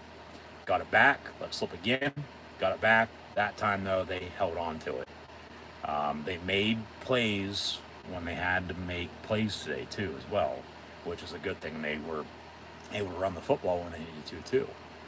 And they finally stopped the run defensively as well. And that's the main reason why they won today's game. They were able to get to the running game and run it when they needed to in the second half, and they were able to stop it on defense in the second half when they gave up as much rushing as they did in the first half, for God's sakes, let alone in the first three quarters against the Rams. They shut down Puka late as well. I mean, hell, he had about 150 yards receiving, but most of that was all in the first half. But the first play of the second half was an interception, by T.J. Watt. And then he almost took it to the house. 3 plays later, they snuck it in and scored. And then a 4th and 1 to end the game was a sneak. Whether it was a first down or not, it's first down on the field. And they needed out and win. But, yeah, it was 9-3 at halftime. Missed extra point. And 2 missed field goals by the Rams came back to bite them in the ass. You have a 7-point margin of victory. You missed 2 field goals and extra point, which equals 7 points. Once again, do the math, folks. I'm no mathematician, but that equals out. And they're, another touchdown or another field goal for them late potentially could have won it, rather than, getting nothing all around after that. Remember, their last points they scored was after being 9-3 at halftime, because they scored right before half on a sort of a miracle play. He just threw it up there and he caught it. It wasn't even a Hail Mary, but they missed the extra point once more. You have the interception to begin the second half. Steelers scores 10-9. Rams respond, though, and drive and score.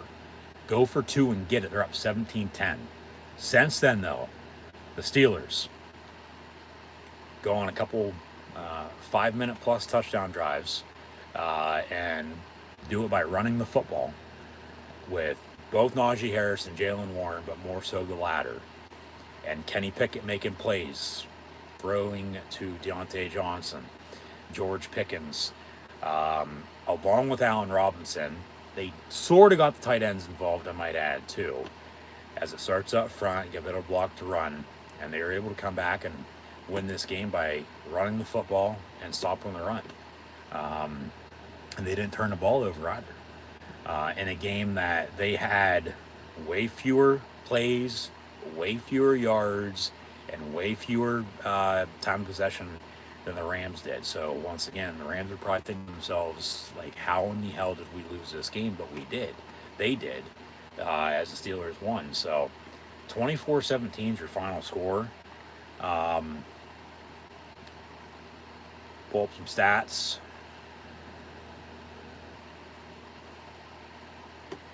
As in defeat, Matthew Stafford going to finish as Pickett damn near matched him -1 yard with the passing yards. Didn't have a touchdown. Didn't have an interception either. But Steelers have the win. Stafford, 14-29, 231 yards passing, a touchdown and an interception that led to 7 Steeler points, I might add. Okay? There's your difference. The Stafford interception that led to Steeler points. When the Steelers win by 7, and then the Rams missed 2 field goals and extra point, could have been another 7 points. This score could have been flip-flopped. The Rams winning 24-17 on top of the Steelers, but it's the other way around. 24-17. Pittsburgh defeating LA, as I almost lost my shit there. And we could have had a situation as we had week 1 against an NFC West team, and all hell's breaking loose and everything's fucking falling all over the place. But so they are 2-1 now on the road, 1-1 against the NFC West. They'll host the Cardinals early December, and then they'll go to Seattle on New Year's Eve. But they're still 2-0 in the AFC North. And they don't, as mentioned before, play another divisional opponent until right before Thanksgiving. And then they'll play a week later, also out in Ohio, against both the Bengals and the Browns the week before and the week after Thanksgiving. And then not again until right before Christmas and week 18. So they can take care of business in the meantime in these other games. They're going to be A-OK. Okay, they're going to be right there in the thick of it come the end of the season, as they normally are anyway. You know, a lot of people are probably wondering right now, like, how in the hell are the Steelers 4-2? Well, if you'd watch the games, you'd know. The one score, you know, low scoring defensive showdown games, those are their type of games. And they know that, and they just find ways to win. They don't care how they get it done. They find ways to win, because that's all that matters at the end of the day, is whether you won or lost. Their 2 losses, yes, they've gotten blown out, even though the final scores have been a hell of a lot closer than the final score showed. You know, if they would have been able to execute here and there, you know, yeah, they might have still lost, but it wouldn't have been by as much as it was. Of course, a win's a win, a loss is still a loss. But, you know, they very well could have also won those games, you know, for all we know. Especially the one of the 2, which would have been the second loss of the season in my eyes. But, yeah, they're 4-2 here coming off the bye week, which was early this year. So, as mentioned earlier, it's going to be a long stretch now from now until the end of the regular season. And knock on wood, hopefully into the playoffs. But, they're 4-2. They host the Jaguars next Sunday at 1. That should be a damn good game. Both teams are going to be coming off wins here. Of course, Jacksonville's got a mini bye.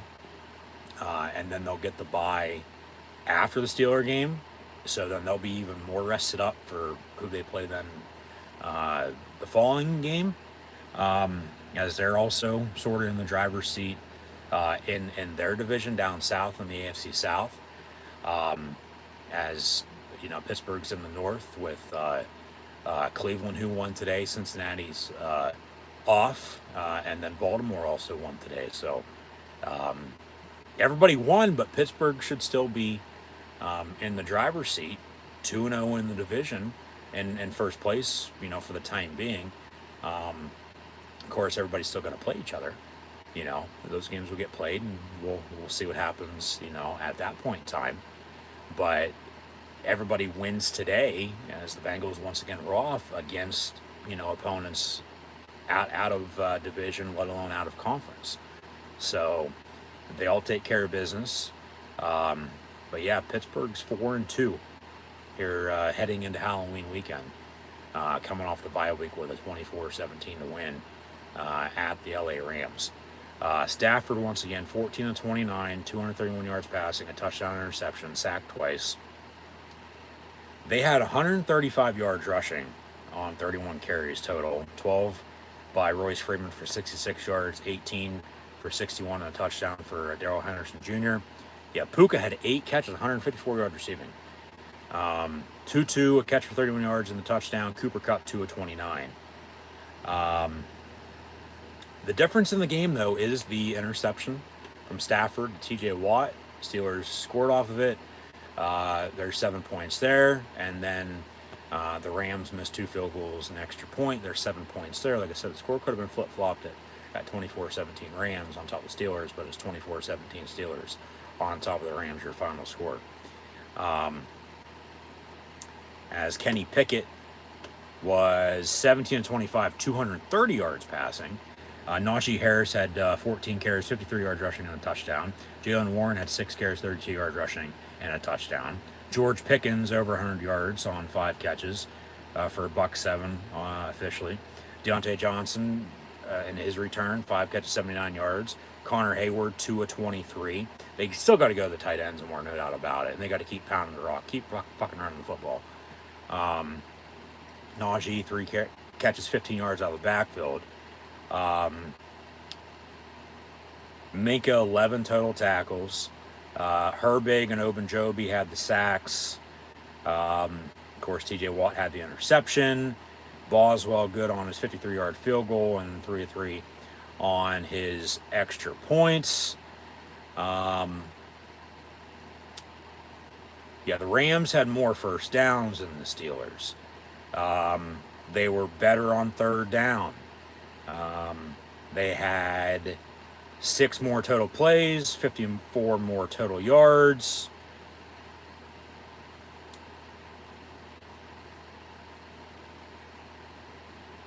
Less penalties. Steelers had 8 penalties for 76 yards. Rams 5 of 40. Had the ball for 3 more minutes. 31-46 to 28-14 in the time of possession. But then it was the interception. Matthew Stafford's INT to TJ Watt that led to Steeler points. Steelers win by 7. Is the difference in this game, with also the Rams missing 2 field goals and an extra point. Steelers beat the Rams 24-17. They've won 5 straight in the series. They win in Los Angeles against the Rams for the first time ever in the regular season. Yes, they beat the Rams in Super Bowl 14 in the Rose Bowl, okay? After the 1979 season, January 1980. Of course, that was then. This is now. Not a hell of a lot's changed. It was the Steelers' first trip to L.A. Against the Rams in 30 years. Of course, they played in L.A. a few years back against the Chargers once more. Should have won that game, lost that Sunday night, but win today, and that's all that matters. And they're 4-2 coming out of the bye. So, yeah, the Steelers win against the Rams again. 24-17 is your final score, but win in L.A. for the first time ever. In franchise history, let alone NFL history, against the Rams not being Super Bowl 14. Regular season, well, wouldn't have been the postseason other than the Super Bowl. So, yeah, I mean, so it was a team win. It's a team win. And they did it by running the football. I mean, good to see that back. Good to see the offense clicking in the second half. But it was the defense still, making plays when they had to. Keeping the momentum, for the third and final time when they had to as well. Because they let it slip a few times earlier. Like, truly, you think about it, yeah, the Rams probably should have won this game. But no, the Steelers did. 24-17 is your final score. And a win's a win. It doesn't matter how you got the job done. As long as you have more points than your opponent, it's all that matters. Because it's all anybody ever remembers, whether you won or lost. 24-17 is your final score. Rams, as the Steelers shot themselves in the foot, a few times today too. Shot themselves in the foot, a few more times than Pittsburgh did, to say the least. Mainly because of the turnover once again that led to Steeler points. And then the 2 missed field goals and extra point, and a 7-point, margin of victory. There's your difference. So I guess that'll do it for myself, your host, Encyclopedia Sports, Cohen Luke 96, live right here on YouTube. I don't have anything else to say. So, hey, a win's a win. Steelers beat the Rams 24-17. So, thanks for tuning in and watching. Be sure to go check out Rogue Energy, HopeKThrifts, and Dead and Hungry in the links in the description below as well. But also be sure to like, follow, and subscribe on social media. Links also in the description below. That's Facebook, Twitter, Instagram. Red subscribe button, notification bell next to it, live right here on YouTube. Stay up to date. As once again, thanks for tuning in and watching. As the Steelers beat the Rams 24-17. So, hopefully we'll tune back in. Be sure to tune back in next weekend for more college football and NFL coverage with more live watch long reactions live here on YouTube. But in the meantime, yeah, because of a turnover and special teams, the Steelers beat the Rams 24-17 to improve to 4-2 on the season as the host of Jacksonville Jaguars next Sunday at 1 o'clock. So that should be a good game. Hopefully tune in. But thanks in the meantime for tuning in today. Just as always, be sure to like, follow, and subscribe on social media. Links in the description below. Steelers beat the Rams by 7, 24-17.